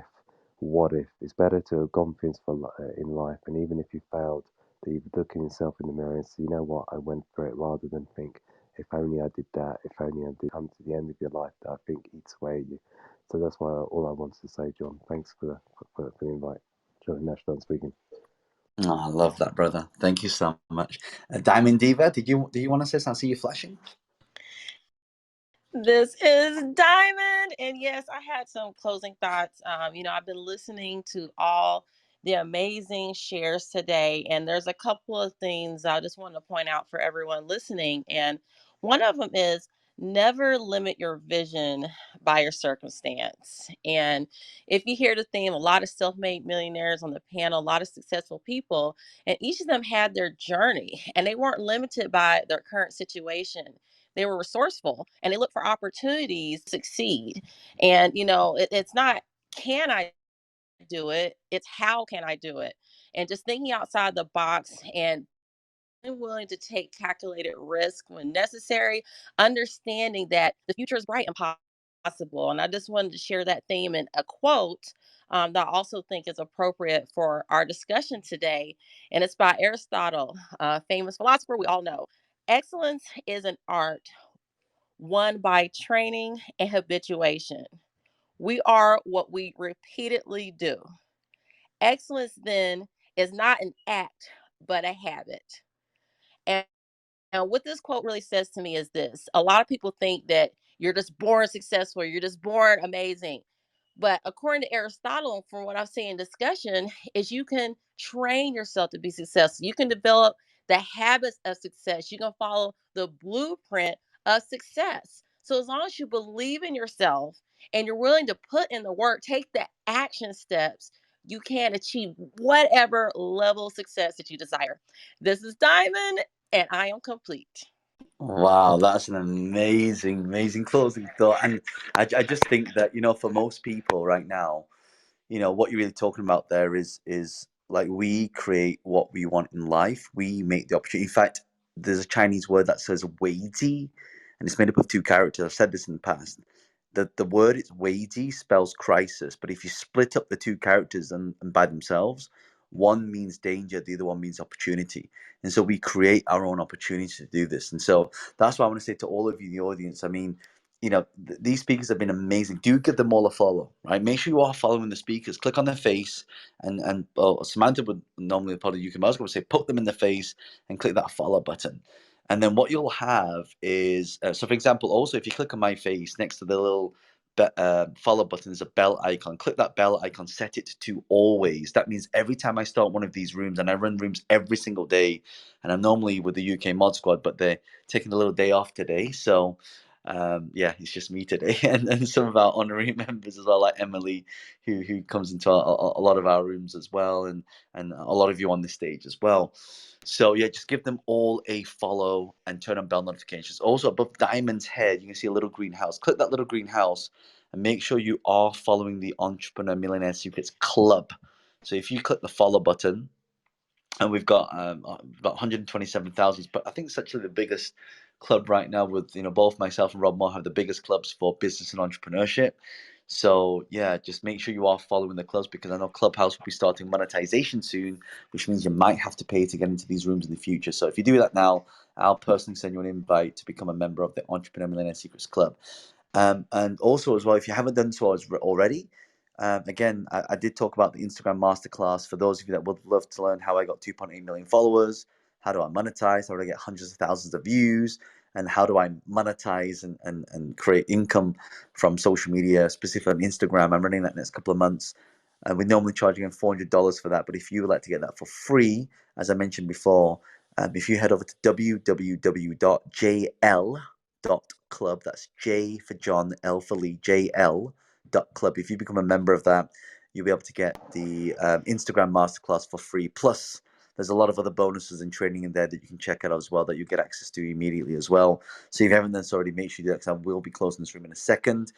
And I just want to say that then we're actually going to move into another room now, and it's going to be hosted by the amazing Emily. I mean, she runs some just epic rooms. I mean, the title of this one leads perfectly into the room. So, Emily, would you like to tell people, if you just do a pull to refresh, you'll see Emily just pop up to the top. Emily, would you like to just tell people a little bit about, the room that you're going to be running right now?